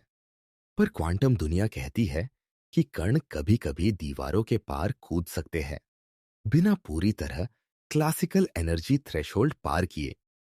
यही टनलिंग है। इस तरह से सूरज की कोमल स्थायी रोशनी जो तुम्हारे दिन की शुरुआत करती है, असल में माइक्रोस्कोपिक प्रोबेबिलिस्टिक लीप्स का परिणाम है। छोटे छोटे क्वांटम चमत्कारों का सामूहिक व्यवहार जो करोड़ों वर्षों तक लगन से ऊर्जा पैदा करता रहता है। इसी तरह टेक्नोलॉजी की दुनिया में भी वही छोटे नियम बड़े चमत्कार कर देते हैं। जो सेमीकंडक्टर्स और ट्रांजिस्टर्स तुम्हारे फोन और कैमरों को चालू रखते हैं, उनकी कार्यप्रणाली क्वांटम एनर्जी बैंड्स और इलेक्ट्रॉन टनलिंग की समझ पर टिकी हुई है। जब तुम स्क्रीन पर उंगली घुमाते हो, तो जिस इंस्टेंटेनियस रिस्पॉन्स का तुम अनुभव करते हो, उसके पीछे बिलियंस ऑफ इलेक्ट्रॉन्स की सिंक्रोनाइज्ड क्वांटम कोरियोग्राफी छिपी होती है। और क्वांटम की यह इंटीमेट भूमिका सिर्फ इंस्ट्रूमेंट्स तक सीमित नहीं, इसमें कई ऐसी बायोलॉजिकल प्रक्रियाएं भी हैं जो आश्चर्यजनक रूप से क्वांटम सेंसिटिव निकली। कुछ पौधों में फोटोसिंथेसिस की एफिशिएंसी, कुछ बायोमैकेनिज्म में इलेक्ट्रॉन ट्रांसफर की सटलिटी, और शायद कुछ जानवरों में नेविगेशन के लिए मैग्नेटिकली इन्फ्लुएंस्ड क्वांटम इफेक्ट्स। ये सब बतलाते हैं कि जीवन ने भी उस क्वांटम कैनवस को अपनी कला के लिए अपनाया है। जब हम स्केल बड़ा करते हैं, तो क्वांटम का असर कुछ अलग रूप लेता है। इकट्ठे होते हुए माइक्रोस्कोपिक अनसर्टेनिटीज एक तरह की स्थिरता या इमर्जेंट बिहेवियर बना देते हैं। जैसे बहुत सी बूंदें मिलकर महासागर बन जाती हैं, वैसे ही क्वांटम फ्लक्चुएशंस की औसत सी बनावट क्लासिकल लॉज की दृढ़ता पैदा करती है। यही वजह है कि तुम्हारी कुर्सी न गिरती है, कि ग्रह अपनी कक्षाओं में घूमते हैं, क्योंकि माइक्रोस्कोपिक रैंडमनेस मैक्रो लेवल पर एवरेज्ड होकर डिटर्मिनिस्टिक लुकिंग ट्रेजेक्टरीज दे देता है। पर यह एवरेज डिटर्मिनिस्टिक व्यू पूरी कहानी नहीं बताता। बीच बीच में वही सटल क्वांटम एनोमलीज ऐसे फिनोमेना को जन्म देते हैं जो क्लासिकल इंट्यूशन से हटकर है। जैसे सुपर कंडक्टिविटी, जहां बिना रेजिस्टेंस के करंट्स बहते हैं, या क्वांटम हॉल इफेक्ट्स, जहां कंडक्शन क्वांटाइज्ड होता है। ये सब ऐसी स्थितियां हैं जहां माइक्रोस्कोपिक कोहेरेंस किसी तरह का सिंक्रोनाइज्ड क्वांटम फेज पूरी मटेरियल की प्रॉपर्टीज को बदल देता है। और फिर एक और आकर्षक पहलू है एंटेंगलमेंट की परस्पर जुड़ाव वाली दुनिया, जो एटम्स के बीच के बहुत गहरे कॉरिलेशंस को उजागर करती है। यह फिनोमेनॉन जो आइंस्टाइन को भी स्पूकी लगा, बतलाता है कि कुछ सिस्टम्स का कंबाइंड स्टेट सिर्फ उनके इंडिविजुअल स्टेट्स का योग नहीं होता। उनकी इंफॉर्मेशन एक ऐसी संयुक्त स्ट्रक्चर में बंद रहती है जिसे अलग अलग भागों पर विभाजित करके समझना संभव नहीं। इस तरह की कॉरिलेशंस का प्रभाव न सिर्फ क्वांटम कंप्यूटिंग के प्रॉमिस में नजर आता है, बल्कि हमारे समझ में भी एक नया आयाम जोड़ता है कि ब्रह्मांड की कुछ इंफॉर्मेशनल थ्रेड्स इतनी गहराई से बूंदी हुई है कि उन्हें क्लासिकल लोकल डिस्क्रिप्शंस में बांटना मुश्किल है। तो जब तुम रात में खिड़की से ऊपर देखो और उस अनंत काले में टिमटिमाते तारे देखो, तो ये याद रखो कि उनकी रोशनी सिर्फ दूर की जलती गैसों की चमक नहीं है। वह उन माइक्रोस्कोपिक प्रक्रियाओं का गीत है जो क्वांटम जंप्स, एनर्जी क्वांटिजेशन और एटॉमिक ट्रांजिशन से बनने वाले स्पेक्ट्रा में लिखे होते हैं। हर स्पेक्ट्रल लाइन, हर इमिशन का रंग उसी माइक्रोस्कोपिक क्वांटाइजेशन का फिंगरप्रिंट है। जैसे ब्रह्मांड ने अपनी सत्यता के कुछ कोड वहां रख दिए हो, जिन्हें हमने टेलीस्कोप्स और स्पेक्ट्रोमीटर्स की मदद से पढ़ा है। और जब हम और गहराई में जाते हैं, तो कॉस्मोलॉजी की कुछ सबसे बड़े मिस्ट्रीज, जैसे matter anti matter asymmetry, dark matter की प्रकृति, अर्ली यूनिवर्स में क्वांटम फ्लक्चुएशन से बनते हुए स्ट्रक्चर फॉर्मेशन सारे संकेत देते हैं कि क्वांटम फिजिक्स सिर्फ माइक्रो स्केल तक सीमित नहीं, बल्कि ब्रह्मांड के इवोल्यूशन के सबसे शुरुआती और निर्णायक क्षणों में भी निर्णायक भूमिका निभाता आया है। यह सेक्शन तुम्हें यह एहसास देने आया है कि क्वांटम का अर्थ सिर्फ अजीब प्रयोगों का संग्रह नहीं, बल्कि वह भाषा है जिससे प्रकृति ने अपना महाप्राला लिखा है, सूक्ष्मताओं से लेकर तारों की गरिमा तक। तुम्हारे रोजमर्रा के अनुभव, तुम्हारा सपना और ब्रह्मांड की विशाल कहानियां सब एक ही पट्ट पर जुड़े हुए हैं, और उस पट्ट की बुनावट क्वांटम थ्रेड्स से हुई है। इसलिए जब भी तुम किसी नई खोज, किसी नए उपकरण या किसी नया फिलोसॉफिकल क्वेश्चन की ओर देखोगे, याद रखना कि उसका स्रोत कभी-कभी सबसे छोटे स्केल पर पड़ा होगा, वहां जहां रियलिटी प्रोबेबिलिस्टिक, वेव लाइक और कॉन्टेक्स्ट सेंसिटिव है, और वही छोटी-छोटी क्वांटम हरकतें मिलकर प्रकृति के बड़े से बड़े कैनवस पर अपनी छाप छोड़ जाती है। अब तक हम माइक्रोस्कोपिक दुनिया की तरफ झुककर देख रहे थे। इलेक्ट्रॉन्स के धुंधले बादल, प्रोबेबिलिटीज की लहरें, अनसर्टेनिटी की बारीक सीमाएं, सितारों के भीतर हो रही टनलिंग, एटम्स में खींची हुई स्टैंडिंग वेव्स।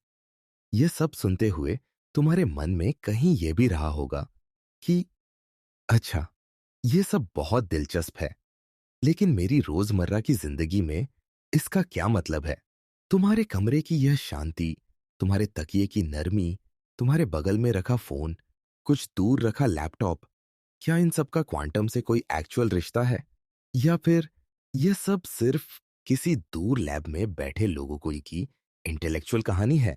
इसी सवाल से यह हिस्सा शुरू होता है, और बहुत धीरे धीरे तुम्हें दिखाता है कि क्वांटम ने सिर्फ ब्रह्मांड को नहीं, तुम्हारी जेब और तुम्हारी दुनिया को भी चुपचाप बदल दिया है। सबसे पहले जरा अपने फोन को देखो। बंद स्क्रीन पर अंधेरा है, लेकिन उसके भीतर ट्रिलियंस ऑफ इलेक्ट्रॉन्स अभी भी अपनी जगहों पर क्वाइटली बैठे हुए हैं, सिलिकॉन के जाल में बांधे हुए, और पूरे सर्किट के रूप में एक ऐसी भाषा बोल रहे हैं जिसे तुम देख नहीं सकते। ट्रांजिस्टर, ये टाइनी स्विचेस जो डिजिटल दुनिया की ईंटेन है, क्लासिकल फिजिक्स से नहीं, क्वांटम फिजिक्स से समझ आते हैं।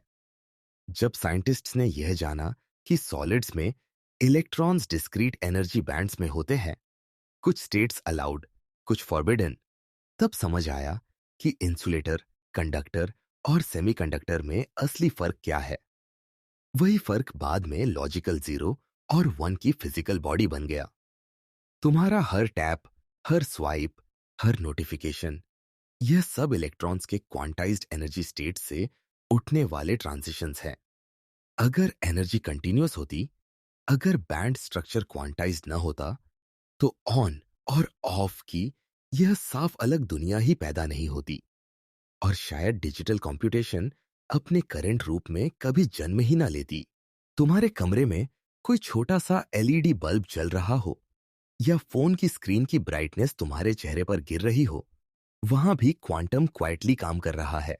एलईडीज और लेजर दोनों इस बात पर निर्भर करते हैं कि जब इलेक्ट्रॉन्स एक एनर्जी लेवल से दूसरे पर जंप करते हैं, तो वे फोटॉन्स इमिट करते हैं, और इमिटेड फोटॉन की एनर्जी दो लेवल्स के अंतर के बराबर होती है।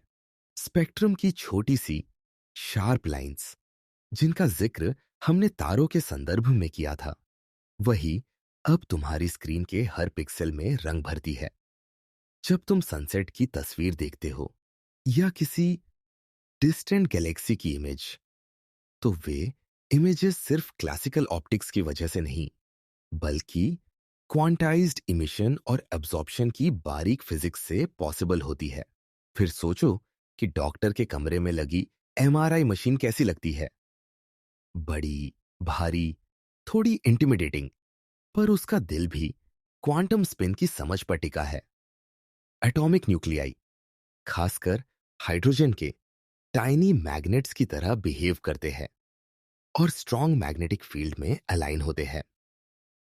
रेडियो फ्रीक्वेंसी पल्सेस के जरिए उनके स्पिन स्टेट्स में सटल बदलाव लाया जाता है और फिर वे वापस रिलैक्स होते हुए जो संकेत लौटाते हैं, उनसे हमारे टिश्यू की डिटेल्ड इमेजेस बनाई जाती है। तुम्हारा ब्रेन, तुम्हारी नसें, तुम्हारे जॉइंट्स, इन सब की नॉन इन्वेसिव इमेजिंग इसीलिए पॉसिबल है क्योंकि हमने माइक्रोस्कोपिक स्पिन स्टेट्स का उपयोग करना सीख लिया। क्वांटम ने यहां भी एक ऐसी आंख दी है जो शरीर के भीतर झांकती है, बिना असल में कुछ काटे, तोड़े या छुए। क्वांटम टनलिंग, जो सितारों के अंदर फ्यूजन को संभव बनाता है, उसने हमारी तकनीक में भी छोटे छोटे दरवाजे खोल दिए हैं। स्कैनिंग टनलिंग, माइक्रोस्कोप का नाम तुमने शायद सुना हो। यह माइक्रोस्कोप किसी ऑप्टिकल लेंस पर निर्भर नहीं रहता, बल्कि एक बहुत नुकीली टिप को सरफेस के बहुत करीब लाकर इलेक्ट्रॉन्स के टनलिंग करंट को मैप करता है। इससे हम एटम्स को देख नहीं, पर उनके इफेक्ट्स को इतनी डिटेल से मेजर कर पाते हैं कि प्रैक्टिकली एटम स्केल इमेजेस बन जाती है। कुछ नैनो इलेक्ट्रॉनिक डिवाइसेस, कुछ मेमोरीज और बहुत से सेंसिटिव सेंसर्स इसी तर्क पर टिके होते हैं कि कण बैरियर के इस तरफ या उस तरफ है नहीं, बल्कि बैरियर के आर पार होने की प्रोबेबिलिटीज है। और फिर थोड़ा आगे जाकर वही क्वांटम तुम्हारे समय की सबसे एम्बिशियस टेक्नोलॉजीज में भी गहराई से घुस चुका है। एटॉमिक क्लॉक्स, क्वांटम क्रिप्टोग्राफी और क्वांटम कंप्यूटिंग। एटॉमिक क्लॉक्स समय को जस्टिशिवड़ी समय को मेजर करने के लिए सीसियम जैसे एटम्स के प्रिसाइज ट्रांजिशन फ्रीक्वेंसीज का उपयोग करते हैं। टाइम की वह डेफिनेशन जिस पर जीपीएस से लेकर इंटरनेट सिंक्रोनाइजेशन तक बहुत कुछ आधारित है, क्वांटम ट्रांजिशन से ही निकली है। जब तुम मैप खोलकर देखते हो और तुम्हारी लोकेशन कुछ मीटर्स के अंदर सही दिखती है, वहां क्लासिकल सैटेलाइट मोशन के साथ साथ क्वांटम प्रिसाइज टाइमिंग भी क्वाइटली काम कर रही होती है। क्वांटम क्रिप्टोग्राफी इस विचार पर टिकी है कि इंफॉर्मेशन कैरिंग क्वांटम स्टेट्स को छेड़े बिना नापा नहीं जा सकता। अगर कोई बीच में इंटरसेप्ट करने की कोशिश करेगा, तो क्वांटम स्टेट्स बदल जाएंगे और ईव्सड्रॉपिंग डिटेक्ट हो जाएगी। यह सिक्योरिटी फिजिकल लॉ पर आधारित है, न कि सिर्फ बड़े प्राइम नंबर्स पर। और क्वांटम कंप्यूटिंग तो इस पूरे लैंडस्केप का सबसे बोल्ड सपना है। क्यूबिट्स, जो सिर्फ 0 या 1 नहीं, बल्कि सुपरपोजिशन में एग्जिस्ट करते हैं, एंटैंगल्ड स्टेट्स में एक साथ कई कैलकुलेशंस रिप्रेजेंट कर सकते हैं। भले आज की मशीन्स अभी शुरुआती स्तर पर हो, पर उनका डिजाइन ये मानकर बन रहा है कि हम माइक्रोस्कोपिक सुपरपोजिशन और एंटैंगलमेंट को पूरी सिस्टम्स के लिए हार्नेस कर सकते हैं। पर इस सारे टेक्नोलॉजिकल चमक दमक के बीच एक सटल बात है जो शायद ज्यादा इंपॉर्टेंट है। क्वांटम फिजिक्स ने हमें यह तो दिया कि हम बेटर गैजेट्स बना सकें, फास्टर कम्युनिकेशन कर सकें, हाई प्रिसीजन मेजरमेंट्स कर सकें, लेकिन इससे भी ज्यादा गहरा गिफ्ट यह है कि उसने हमें हमारी अपनी सीमाओं के साथ एक नया रिश्ता बनाना सिखाया है। अब साइंस केवल कंट्रोल और प्रिडिक्शन की कहानी नहीं रही, वह स्वीकार्यता और प्रोबेबिलिटी की भी कहानी है।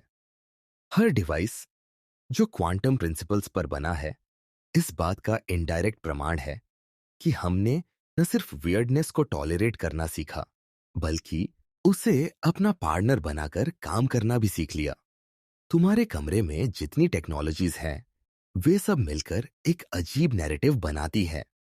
फोन के सर्किट्स में इलेक्ट्रॉन्स बैंड स्ट्रक्चर की सीढ़ियों पर ऊपर नीचे जा रहे हैं। स्क्रीन पर फोटॉन्स क्वांटाइज्ड कलर्स में इमिट हो रहे हैं। वाईफाई और सिग्नल्स इलेक्ट्रोमैग्नेटिक वेव्स के रूप में स्पेस में घूम रहे हैं। और कहीं दूर डेटा सेंटर्स में, शायद अभी नहीं तो भविष्य में, कुछ क्वांटम प्रोसेसर सुपरपोजिशन की दुनिया में कैलकुलेशंस कर रहे होंगे।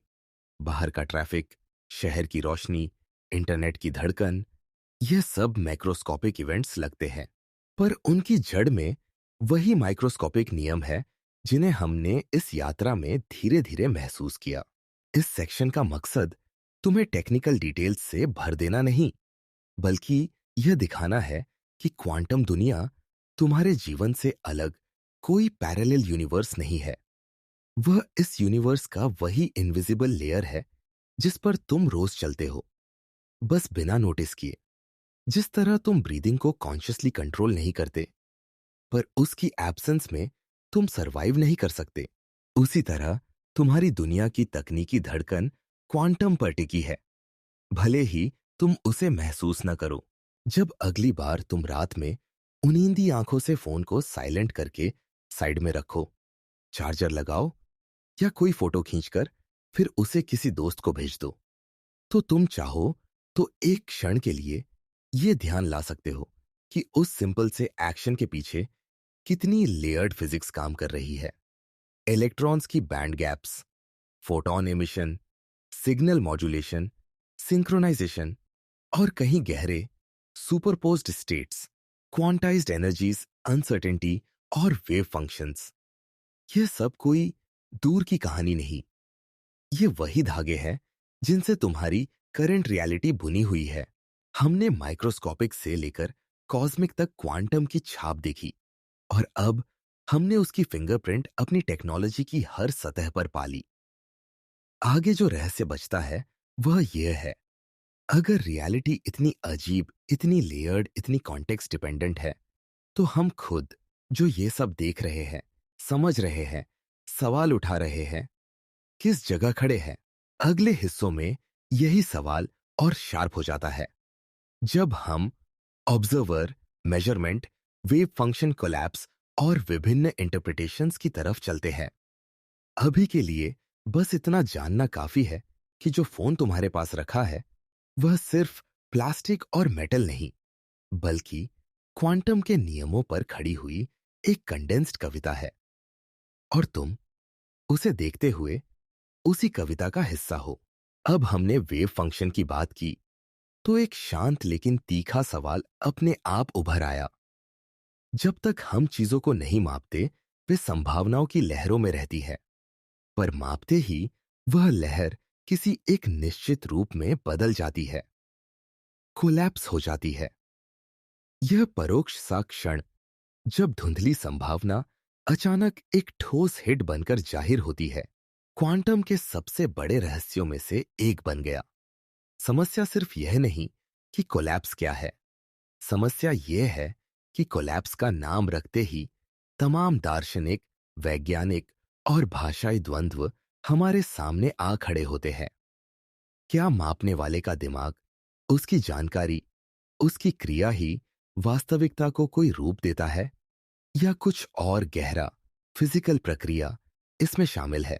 सबसे पारंपरिक और शायद सबसे प्रभावशाली रास्ता जो शुरुआत में अपनाया गया, उसे कोपेनहेगन इंटरप्रिटेशन कहते हैं। कोपेनहेगन कहती है कि वेव फंक्शन हमारी नॉलेज का मैथमेटिकल रिप्रेजेंटेशन है। वह बताती है कि हमारे पास क्या इंफॉर्मेशन है। मेजरमेंट हमारे नॉलेज को अपडेट करता है, और कोलैप्स सिर्फ वही इंफॉर्मेशन अपडेटेड का मैथमेटिकल शॉर्टहैंड है। इस व्याख्या की ताकत यह है कि वह प्रयोगों के साथ बहुत अच्छी तरह मेल खाती है और कैलकुलेशंस को प्रैक्टिकल अर्थ देती है, पर उसकी कमजोरी यह है कि वह ऑन्टोलॉजी के सवाल को टाल देती है। क्या वेव फंक्शन वास्तविक है या सिर्फ हमारे ज्ञान का रिप्रेजेंटेशन? अगर सिर्फ नॉलेज है, तो रियलिटी का इंडिपेंडेंट अस्तित्व कहां जाता है? यह प्रश्न कुछ लोगों को संतुष्ट नहीं करता। वे चाहते हैं कि फिजिकल थ्योरी रियलिटी के बारे में कुछ रियलिस्ट कथन करे, न कि सिर्फ मेजरमेंट टिप्स। कोपेनहेगन के विरोध में कई वैकल्पिक व्याख्याएं संभली। सबसे प्रतिष्ठित में से एक है मैनी वर्ल्ड्स इंटरप्रिटेशन। यह विचार इतनी सीधी लेकिन परेशान कर देने वाली शर्त रखता है कि वेव फंक्शन कभी कोलैप्स नहीं होती। इसके बजाय मेजरमेंट के क्षण में ब्रह्मांड स्वयं ब्रांचिंग करता है, और हर संभव परिणाम एक अलग शाखा में वास्तविक हो जाता है। इस व्याख्या का फायदा यह है कि वह डिटर्मिनिस्टिक श्रोडिंगर इवोल्यूशन को बिना किसी एड हॉक कोलैप्स के बरकरार रखती है। ड्रॉबैक यह है कि वह अनगिनत अव्यवहारिक दुनियाओं की एक ऑन्टोलॉजी स्वीकार करने को कहती है, एक भारी मेटाफिजिकल कीमत। मैनी वर्ल्ड्स ने कई वैज्ञानिकों को आकर्षित किया क्योंकि वह मैथमेटिकल सिंप्लिसिटी और यूनिवर्सल इवोल्यूशन का वचन देता है। पर मनुष्य के इंट्यूशन के लिए यह विचार अक्सर असहज और भारी लगता है। क्या हर संभाव्यता के लिए एक नया ब्रह्मांड बनता है? और क्या हमारे पास इसका एम्पिरिकल प्रमाण कभी रहेगा? इसी बीच डीकोहेरेंस का विचार आया। यह अधिक टेक्निकल पर प्रयोगों से जुड़ा हुआ समाधान है। डीकोहेरेंस बतलाता है कि जब किसी क्वांटम सिस्टम का एनवायरनमेंट के साथ लगातार और असंख्य इंटरैक्शंस होते हैं, तो उसके कोहेरेंस टर्म्स, जो सुपरपोजिशन की वजह से इंटरफेरेंस लाते थे, तेजी से दब जाते हैं। परिणाम यह होता है कि माइक्रोस्कोपिक सुपरपोजिशंस मैक्रोस्कोपिकली बहुत जल्दी क्लासिकल लुकिंग मिक्सचर्स में बदल जाती है। संसार के बड़े पैमानों पर हम कोलैप्स सा व्यवहार देखते हैं, पर यह प्रोसेस श्रोडिंगर डायनेमिक्स के तहत एक्सप्लेनेबल है। डीकोहेरेंस ने यह स्पष्ट कर दिया कि क्लासिकल वर्ल्ड कैसे दिखाई देता है और क्यों हम सुपरपोजिशन रोजमर्रा में नहीं देखते। पर डीकोहेरेंस भी पूरी तरह आराम नहीं देता। उसने शायद हमें बताया कि कोलैप्स कैसे लगता है, पर उसने नहीं बताया कि मेजरमेंट का सिंगल डेफिनेट आउटकम कैसे चुनता है। वह प्रॉब्लम, जिसे प्रिफर्ड बेसिस और आउटकम सिलेक्शन कहते हैं, अभी भी मौजूद है। फिर कुछ वैज्ञानिकों ने ऑब्जेक्टिव कोलैप्स मॉडल्स GRW जैसे प्रस्तावित किए। उनमें वेव फंक्शन को एक वास्तविक फिजिकल ऑब्जेक्ट माना गया और कहा गया कि कभी-कभी बहुत छोटे पर बहुत कम प्रोबेबिलिटी के साथ वेव फंक्शन स्वतः ही कोलैप्स कर जाती है, चाहे कोई ऑब्जर्वर न हो। यह बात मेजरमेंट की सेंट्रलिटी को हटाकर कोलैप्स को फिजिकलाइजिंग कर देती है और क्लासिकल वर्ल्ड को उत्पत्ति के लिए अलग से नियम देती है। पर इस तरह की मॉडल्स को एम्पिरिकल रूप से टेस्ट करना चुनौतीपूर्ण है और उन्होंने थ्योरी स्पेस में नई पैरामीटर्स और संभावित कॉन्ट्रडिक्शंस भी जोड़े हैं। इसी बीच रिलेशनल और एपिस्टेमिक इंटरप्रिटेशन भी उभरी, जिनमें कहा गया कि क्वांटम स्टेट्स ऑब्जर्वर रिलेटिव होते हैं। किसी सिस्टम के लिए जो स्टेट है वह दूसरे ऑब्जर्वर के लिए अलग हो सकता है। इंफॉर्मेशन का पार्टिकुलर सेट ही उसकी वास्तविकता तय करता है। यह दृष्टिकोण ऑब्जर्वर की भूमिका को इंफॉर्मेशन थ्योरेटिक लैंग्वेज में रखता है और क्लासिकल ऑब्जेक्टिविटी की धारणा को रिलेटिव बना देता है। इंस्ट्रूमेंटलिज्म भी एक और शांतिप्रद विकल्प देता है। क्वांटम थ्योरी एक उपकरण है। यह सफलतापूर्वक भविष्यवाणियां करता है और हमें ऑन्टोलॉजी की चिंता छोड़ देनी चाहिए। पर जैसे जैसे हम डीपर कंसेप्चुअल कोहेरेंस की चाहना रखते हैं, इंस्ट्रूमेंटलिज्म कम संतोषजनक हो जाती है। इन तमाम व्याख्याओं का साझा बिंदु यही है। क्वांटम थ्योरी की मैथमेटिकल मशीनरी अप्रतिम रूप से सफल है। वह एक्सपेरिमेंट के साथ बेमिसाल मेल खाती है। पर वही मशीनरी हमें बताती है कि ऑन्टोलॉजी का प्रश्न, कि वास्तविकता किस तरह से स्ट्रक्चर्ड है, एक ऐसा स्थान है जहां फिजिक्स और फिलॉसफी की सीमाएं ओवरलैप करती है। कुछ लोग इसे उत्साह का कारण मानते हैं। यह संकेत है कि हमारे पास अभी भी बड़े थियोरेटिकल लीप्स की गुंजाइश है। कुछ लोग इसे असहजता मानते हैं। यह दर्शाता है कि हमारी साइंटिफिक लैंग्वेज अभी इनकम्प्लीट है। मापन की भूमिका पर एक और दिलचस्प मोड़ यह है कि नई क्वांटम इंफॉर्मेशन पर्सपेक्टिव ने मेजरमेंट को बदलकर देखा है। वह कहता है कि क्वांटम मैकेनिक्स दरअसल इंफॉर्मेशन थ्योरी की भाषा में सबसे समझदार दिखता है।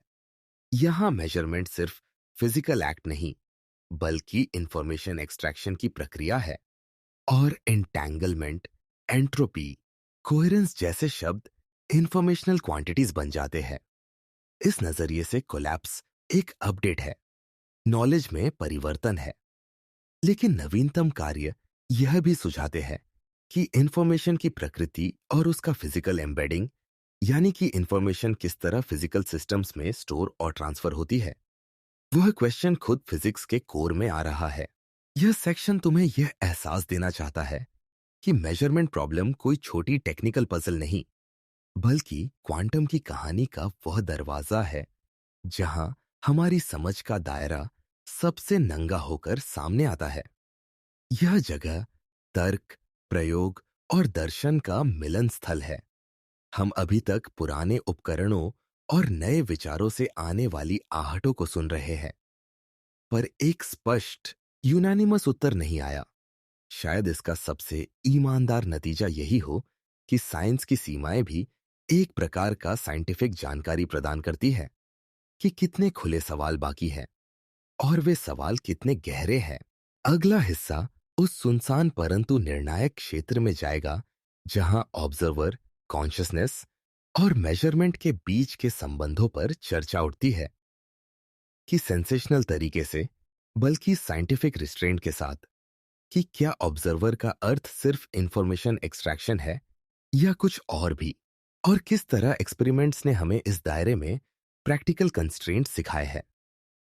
क्या तुम अगले हिस्से में इसे साथ देखना चाहोगे? सेक्शन 11, नापने वाले का रोल। क्या ऑब्जर्वर खास है? अब तक हमने वेव फंक्शन, सुपरपोजिशन, अनिश्चितता और कोलैप्स को अलग अलग कोण से देखा है।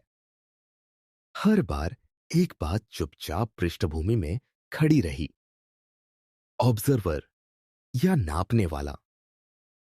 डबल स्लिट में इंटरफेरेंस पैटर्न तभी बदलता है जब हम यह जानने लगते हैं कि कण किस रास्ते से गया। वेव फंक्शन का कोलैप्स मेजरमेंट के समय होता है। अनसर्टेनिटी प्रिंसिपल हमें बताता है कि हम पोजीशन और मोमेंटम को एक साथ जितनी सटीकता से चाहे उतनी नहीं जान सकते, और हर जगह यह जानना, देखना, मेजर करना शब्द बड़ी शांति से पर बहुत निर्णायक ढंग से खड़े रहते हैं। सवाल धीरे धीरे तीखा होता जाता है। क्या ऑब्जर्वर सिर्फ एक मशीन है जो नंबर्स रिकॉर्ड कर रही है, या कुछ और गहरा हो रहा है? रात के इस शांत वक्त में जब तुम अपने कमरे में बैठे यह सब सुन रहे हो, तुम खुद भी एक ऑब्जर्वर हो। तुमने आज बहुत चीजें देखी होंगी, लोगों के चेहरे, स्क्रीन की चमक, सड़कें, रोशनी, अंधेरा। रोजमर्रा की भाषा में ऑब्जर्वर का मतलब है जो देख रहा है, महसूस कर रहा है, अवेयर है। लेकिन क्वांटम मैकेनिक्स की टेक्निकल भाषा में ऑब्जर्वर शब्द और अजीब हो जाता है। यहां ऑब्जर्वर कोई जरूरी नहीं कि इंसान हो, वह कोई भी फिजिकल सिस्टम हो सकता है जो दूसरे सिस्टम के साथ इंटरेक्शन करके उसकी अवस्थाओं को एक खास प्रकार से कोरिलेट कर दे। एक डिटेक्टर, एक फोटोग्राफिक प्लेट, एक एटम भी किसी और चीज की जानकारी रख सकता है। तो क्या मेजरमेंट सिर्फ इंटरेक्शन है या सच में अवेयरनेस की जरूरत है? कुछ शुरुआती फिजिसिस्ट्स, खासकर वो जो क्वांटम की अजीबता से भावनात्मक रूप से भी हिल गए थे, उन्होंने यह सवाल बहुत गंभीरता से लिया। विग्नर जैसे लोगों ने क्षण भर के लिए यह संभावना भी सोची कि शायद कॉन्शियसनेस खुद कोलैप्स में कोई भूमिका निभाती है। श्रोडिंगर की बिल्ली वाली कल्पना भी इसी डिस्कंफर्ट से जन्मी थी। अगर एक बिल्ली रेडियो एक्टिव एटम और डिटेक्टर को एक साथ सुपरपोजिशन में रखा जाए, तो क्या बिल्ली भी जिंदा और मरी हुई दोनों संभावनाओं की वेव फंक्शन में टंगी रहेगी? जब तक कोई इंसान डिब्बा खोलकर देख ले, यह चित्र केवल मजाक नहीं था, यह एक चीख थी कि हमारी थ्योरी हमें कुछ ऐसा सोचने पर मजबूर कर रही है जो हमारे कॉमन सेंस और हमारी एथिकल सेंसिबिलिटी दोनों से टकराता है। लेकिन जैसे जैसे एक्सपेरिमेंट्स रिफाइंड हुए और डेकोहेरेंस की समझ बढ़ी, यह स्पष्ट होने लगा कि ऑब्जर्वर को किसी रहस्यमय अलौकिक एंटिटी बनाने की जरूरत नहीं है। जब कोई माइक्रोस्कोपिक क्वांटम सिस्टम अपने एनवायरनमेंट के असंख्य डिग्रीज ऑफ फ्रीडम से इंटरैक्ट करता है, हवा के मॉलिक्यूल्स, फोटॉन्स, दीवारों की वाइब्रेशंस, तब उसका फ्रैजाइल सुपरपोजिशन बहुत जल्दी ऐसे स्टेट्स के संग्रह में बदल जाता है जो प्रैक्टिकली क्लासिकल लगते हैं। वेव फंक्शन मैथमेटिकली तो अभी भी पूरी जॉइंट स्टेट को डिस्क्राइब कर रहा होता है, पर इंटरफेरेंस टर्म्स प्रैक्टिकली वैनिश हो जाते हैं। इस प्रोसेस में कहीं भी मानव चेतना को इक्वेशन में डालने की जरूरत नहीं पड़ती। एक साधारण डिटेक्टर, एक दीवार, हवा की नमी, ये सब मिलकर यूनिवर्स के लिए ऑब्जर्वर की भूमिका निभाने लगते हैं। इससे एक बात साफ होती है, क्वांटम मैकेनिक्स तुम्हें यह नहीं कहता कि इंसान की आंखें या मानव माइंड ही वास्तविकता को कोलैप्स कर रहे हैं। अधिक सावधानी से देखें तो वह कहता है कि जब भी सिस्टम्स एक दूसरे से एंटैंगल होते हैं और इंफॉर्मेशन किसी भी रूप में एनवायरनमेंट में लीक होती है, सुपरपोजिशन की कोहेरेंट पिक्चर टूटने लगती है और हमें इफेक्टिव क्लासिकल आउटकम्स दिखते हैं। तुम किसी फोटॉन को मेजर करो या मशीन करे, मूल बात यह है कि इंफॉर्मेशन उसकी स्टेट के बारे में दुनिया के बाकी हिस्सों में फैल जाती है। इसका मतलब यह नहीं कि माइंड की कोई भूमिका नहीं, बल्कि यह कि फिजिक्स का गणित कोलैप्स को डिफाइन करने के लिए माइंड को अलग से पॉस्टुलेट नहीं करता। फिर भी ऑब्जर्वर का प्रश्न खत्म नहीं होता, बस अपना रूप बदल लेता है। अगर हर इंटरैक्शन एक तरह का मेजरमेंट है, तो इंसान का खास होना कहां बचता है? शायद हमारी खासियत यह नहीं कि हम रियलिटी को कोलैप्स करते हैं, बल्कि ये कि हम कोलैप्स हुए आउटकम्स की कहानी बना सकते हैं। तुम सिर्फ देखते नहीं, याद भी रखते हो। तुम सिर्फ डेटा नहीं कलेक्ट करते, मीनिंग्स भी बुनते हो। एक डिटेक्टर बस क्लिक करेगा, तुम उस क्लिक को एक्सपीरियंस, नैरेटिव, साइंस, फिलॉसफी में बदलते हो। ऑब्जर्वर का महत्व शायद फिजिक्स के इक्वेशंस में नहीं, बल्कि उन इक्वेशंस की व्याख्या और अर्थ में ज्यादा है। यहां एक और सटल लेयर है जो रात के ऐसे क्षणों में ज्यादा साफ महसूस हो सकती है। जब हम कहते हैं कि मेजरमेंट होने पर वेव फंक्शन कोलैप्स हो जाता है, तो यह लैंग्वेज हमारे अनुभव से रंगी हुई है। हमारे लिए दुनिया डिस्क्रीट इवेंट्स से बनी लगती है। उसने देखा, ये हुआ, वह रुका, अब यह स्टेट है। क्वांटम का फॉर्मलिज्म, खासकर यूनिटरी एवोल्यूशन, एक तरह का कंटिन्यूअस स्मूथ परिवर्तन दिखाता है। लेकिन जैसे ही हम अपने स्तर पर किसी आउटकम की बात करते हैं, हम उसे एक डिस्क्रीट घटना मान लेते हैं, एक बिफोर और आफ्टर के बीच की रेखा। शायद मेजरमेंट प्रॉब्लम का कुछ हिस्सा इस बात से भी आता है कि हम महसूस करने वाली एंटिटीज हैं और हमारी लैंग्वेज घटनाओं को डिस्क्रीट ब्लॉक्स में बांध कर देखती है, जबकि माइक्रोस्कोपिक रियलिटी का इंटरनल रूप कुछ और हो सकता है। कुछ मॉडर्न अप्रोचेस ने ऑब्जर्वर को पूरी तरह इंफॉर्मेशन के संदर्भ में रीफ्रेम करने की कोशिश की है। इनके अनुसार ऑब्जर्वर मतलब वह सिस्टम जिसके पास किसी दूसरे सिस्टम के बारे में जानकारी एनकोडेड है। यह जानकारी क्लासिकल बिट्स की तरह नहीं, क्वांटम कोरिलेशंस की तरह भी हो सकती है। तुम्हारा ब्रेन न्यूरली एनकोडेड पैटर्न्स में दुनिया की एक पिक्चर स्टोर करता है, एक डिटेक्टर इलेक्ट्रिक सिग्नल में, एनवायरनमेंट फोटोन स्कैटरिंग पैटर्न में। हर जगह रियलिटी और इंफॉर्मेशन का एक सटल खेल चल रहा है। इस दृष्टिकोण से ऑब्जर्वर का सवाल यह बन जाता है, किसके पास किसके बारे में कितनी इंफॉर्मेशन है? और कोलैप्स, इस इंफॉर्मेशन के अपडेट होने की प्रक्रिया। लेकिन फिर भी कोई भी व्याख्या तुम्हारे भीतर उठने वाले उस गहरे मानवीय सवाल को पूरी तरह शांत नहीं करती। फिर मैं कौन हूं जो यह सब देख रहा हूं? क्वांटम मैकेनिक्स खुद इस सवाल का उत्तर देने के लिए नहीं बनी थी। वह पैटर्न्स, प्रोबेबिलिटीज और कोरिलेशंस के बारे में एक शानदार गणितीय ढांचा है। पर जैसे जैसे हमने माइक्रोस्कोपिक दुनिया को समझा, इसने हमारी सेल्फ इमेज पर भी असर डाला। पहले हम खुद को एक डिटर्मिनिस्टिक क्लॉकवर्क यूनिवर्स में रैशनल ऑब्जर्वर्स मानते थे। अब हम एक प्रोबेबिलिस्टिक यूनिवर्स में फाइनाइट कॉन्टेक्स्ट बाउंड ऑब्जर्वर्स हैं। जिनकी जानकारी कभी पूरी नहीं और जिनके ऑब्जर्वेशन खुद उन सिस्टम्स का हिस्सा बन जाते हैं जिन्हें वे मेजर कर रहे हैं। ये रियलाइजेशन थोड़ी असहज है, पर उसमें एक खास तरह की कोमलता भी है। ये हमें बताता है कि हम न तो सर्वज्ञानी हैं, न ही पूरी तरह अलग और डिटैच्ड। हम उसी वेव फंक्शन के एक हिस्से हैं जिसे हम समझने की कोशिश कर रहे हैं। हमारी आंखें वही फोटॉन्स पकड़ रही हैं जो क्वांटाइज्ड है। हमारा ब्रेन उन्हीं एटम्स से बना है जिनकी वेव फंक्शंस हम इक्वेशंस में लिखते हैं। ऑब्जर्वर और ऑब्जर्व्ड के बीच की दीवार उतनी मोटी नहीं जितनी क्लासिकल दुनिया में लगती थी। दोनों एक ही विशाल वाइब्रेटिंग टैपेस्ट्री के थ्रेड्स हैं। तो जब तुम अपने कमरे में बैठे ये सब सुन रहे हो, तुम सिर्फ एक बाहरी दर्शक नहीं हो।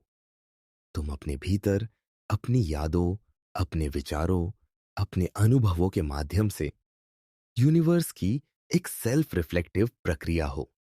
क्वांटम फिजिक्स ने यह तो साफ कर दिया कि रियलिटी को अंत तक स्क्वीज करके एक परफेक्ट ऑब्जेक्टिव डिटैच डिस्क्रिप्शन निकाल लेना संभव नहीं। हर डिस्क्रिप्शन किसी न किसी फ्रेम, कॉन्टेक्स्ट और ऑब्जर्वर से जुड़ी होगी। पर इस सीमितता में भी एक अजीब सी सुंदरता है। इसका मतलब है कि नॉलेज एक जिंदा प्रक्रिया है, स्टैटिक ऑब्जेक्ट नहीं। कि अंडरस्टैंडिंग एक जर्नी है, फाइनल डेस्टिनेशन नहीं। ऑब्जर्वर के सवाल को पूरी तरह हल करना शायद फिजिक्स का काम नहीं, या कम से कम अभी तक उसका उपकरण समूह इतना मैच्योर नहीं हुआ। लेकिन क्वांटम ने हमें इतना जरूर सिखाया है कि देखना एक पैसिव काम नहीं, एक एक्टिव संबंध है। जो हम देखते हैं उसका पैटर्न हमारी थ्योरीज से रंगा होता है और हमारी थ्योरीज बदले में उसी दुनिया से सीखी जाती है जिसे हम देख रहे हैं। यह एक फीडबैक लूप है। यूनिवर्स हमें इंफॉर्मेशन देता है, हम पैटर्न्स बनाते हैं, फिर उन्हीं पैटर्न्स से नए एक्सपेरिमेंट्स बनाते हैं और यूनिवर्स फिर खुद के और गहरे पहलू दिखा देता है। इस सब के बीच शायद सबसे ईमानदार स्थिति यही है।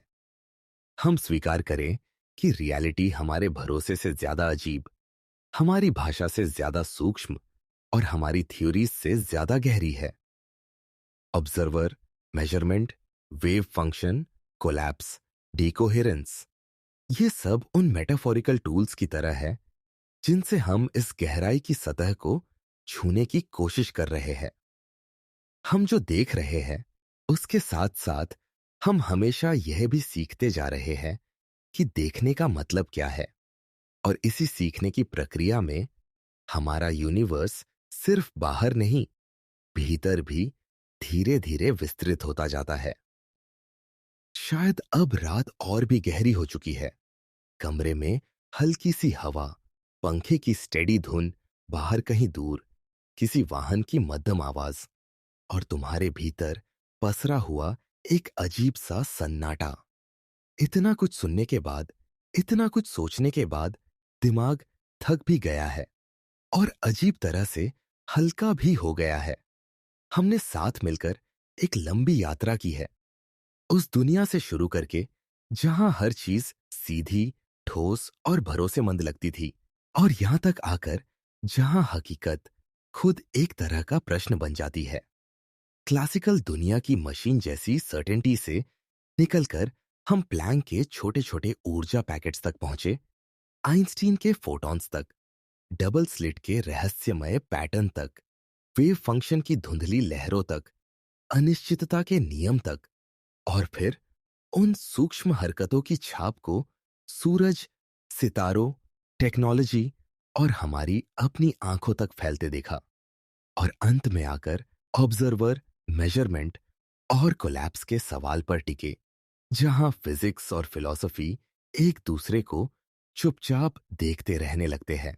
अब इस कहानी के इस मोड़ पर सबसे स्वाभाविक टेम्पटेशन यही है कि तुम किसी फाइनल आंसर की उम्मीद करो।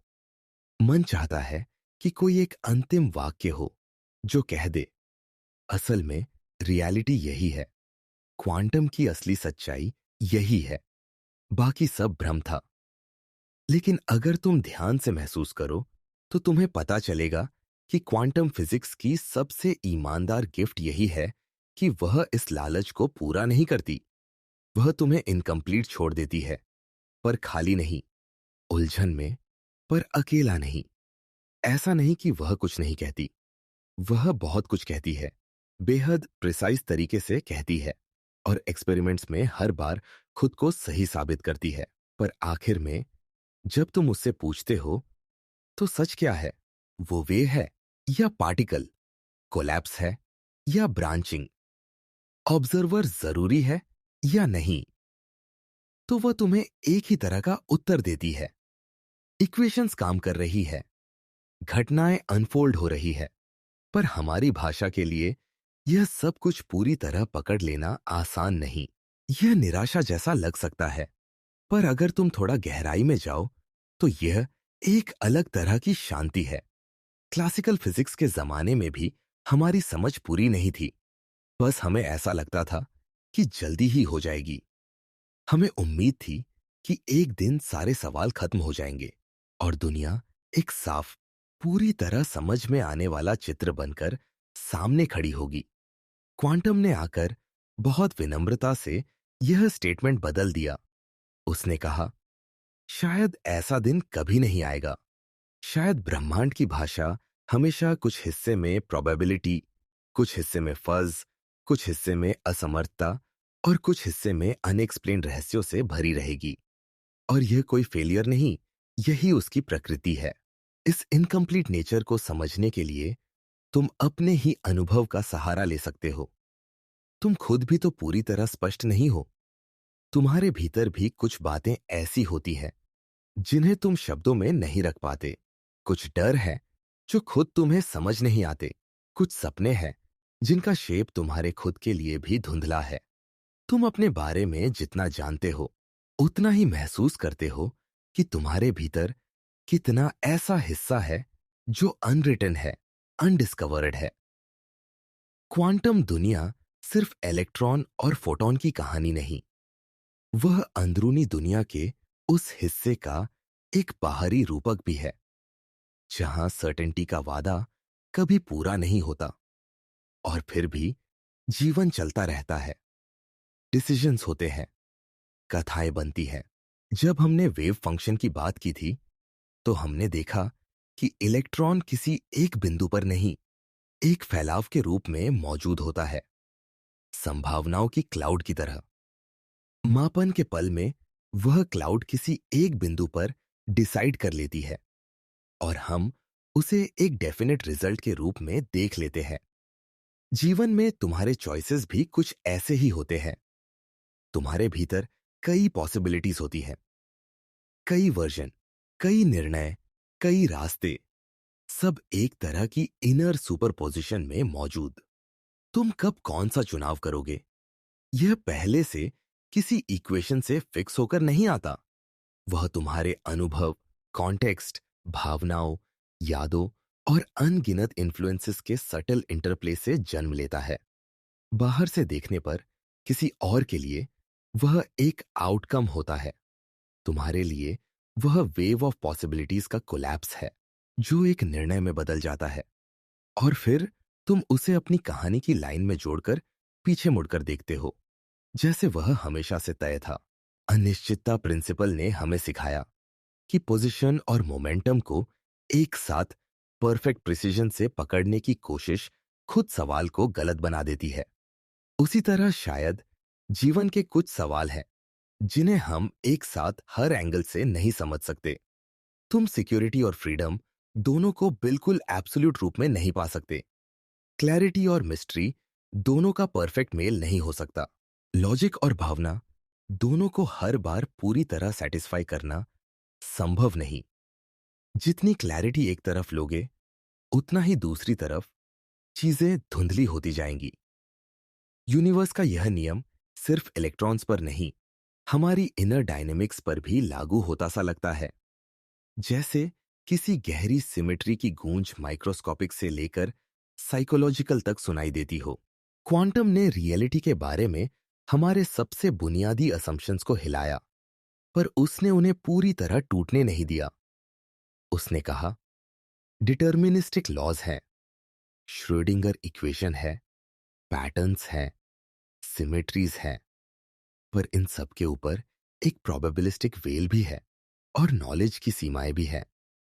तुम्हारे लिए इसका मतलब यह है कि तुम दुनिया को समझने की कोशिश पूरी इंटेंसिटी से कर सकते हो, इक्वेशंस पढ़ सकते हो, एक्सपेरिमेंट्स डिजाइन कर सकते हो, थ्योरीज की तुलना कर सकते हो, लेकिन कहीं ना कहीं तुम्हें यह भी स्वीकार करना होगा कि कुछ सवालों के उत्तर या तो बहुत लेयर्ड होंगे या कभी फाइनल नहीं होंगे।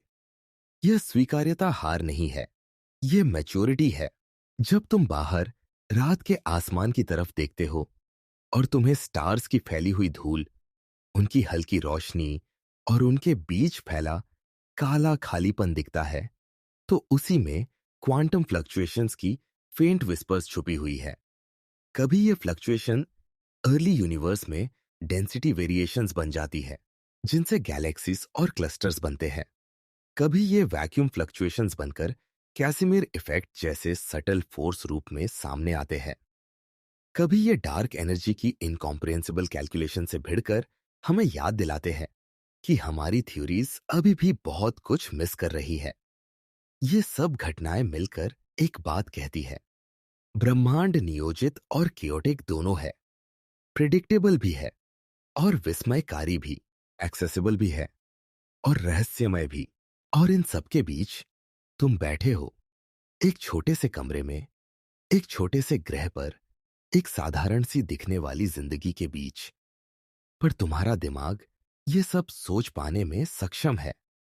यह खुद अपने आप में शायद क्वांटम से भी बड़ा रहस्य है। एटम से बना एक बायोलॉजिकल स्ट्रक्चर, जिसने पहले सर्वाइवल सीखा, फिर टूल्स बनाए, फिर लैंग्वेज बनाई, और अब ऐसे स्तर पर आकर उस रियलिटी के सबसे सूक्ष्म नियमों को समझने की कोशिश कर रहा है जिससे खुद वह बना है। यह सीन अपने आप में किसी भी इक्वेशन से ज्यादा पोएटिक है। यूनिवर्स खुद को तुम्हारे जरिए ऑब्जर्व कर रहा है। वेवी फंक्शंस, कोलैप्स, मेजरमेंट, ये सब केवल बाहर की फिजिक्स नहीं, अंदर की जिज्ञासा का भी मैनिफेस्टेशन है।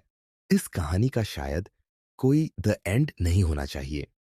क्वांटम की नैरेटिव खुद ओपन एंडेड है और सबसे ईमानदार तरीका यही है कि उसे उसी हालत में छोड़ा जाए, आधा समझा हुआ, आधा खुला हुआ, गहरा, थोड़ा डरावना, लेकिन बेहद खूबसूरत।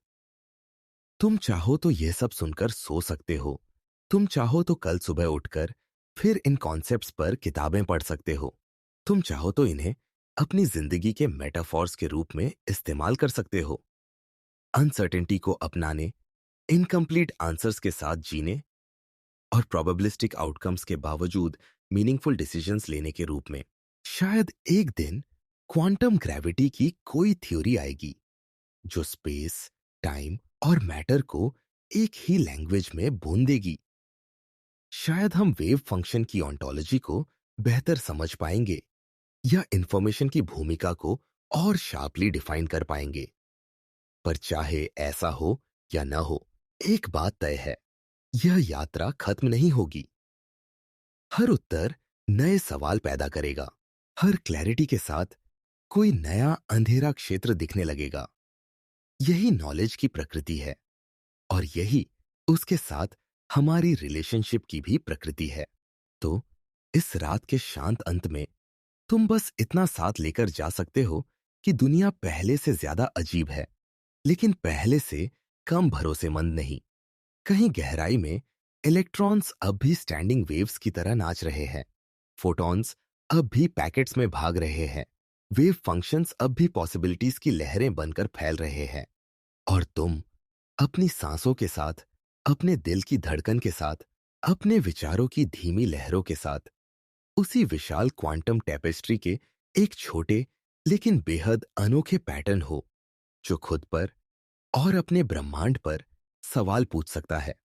शायद सच यही है कि हम कभी सब कुछ नहीं जान पाएंगे, और शायद यही सबसे खूबसूरत बात है।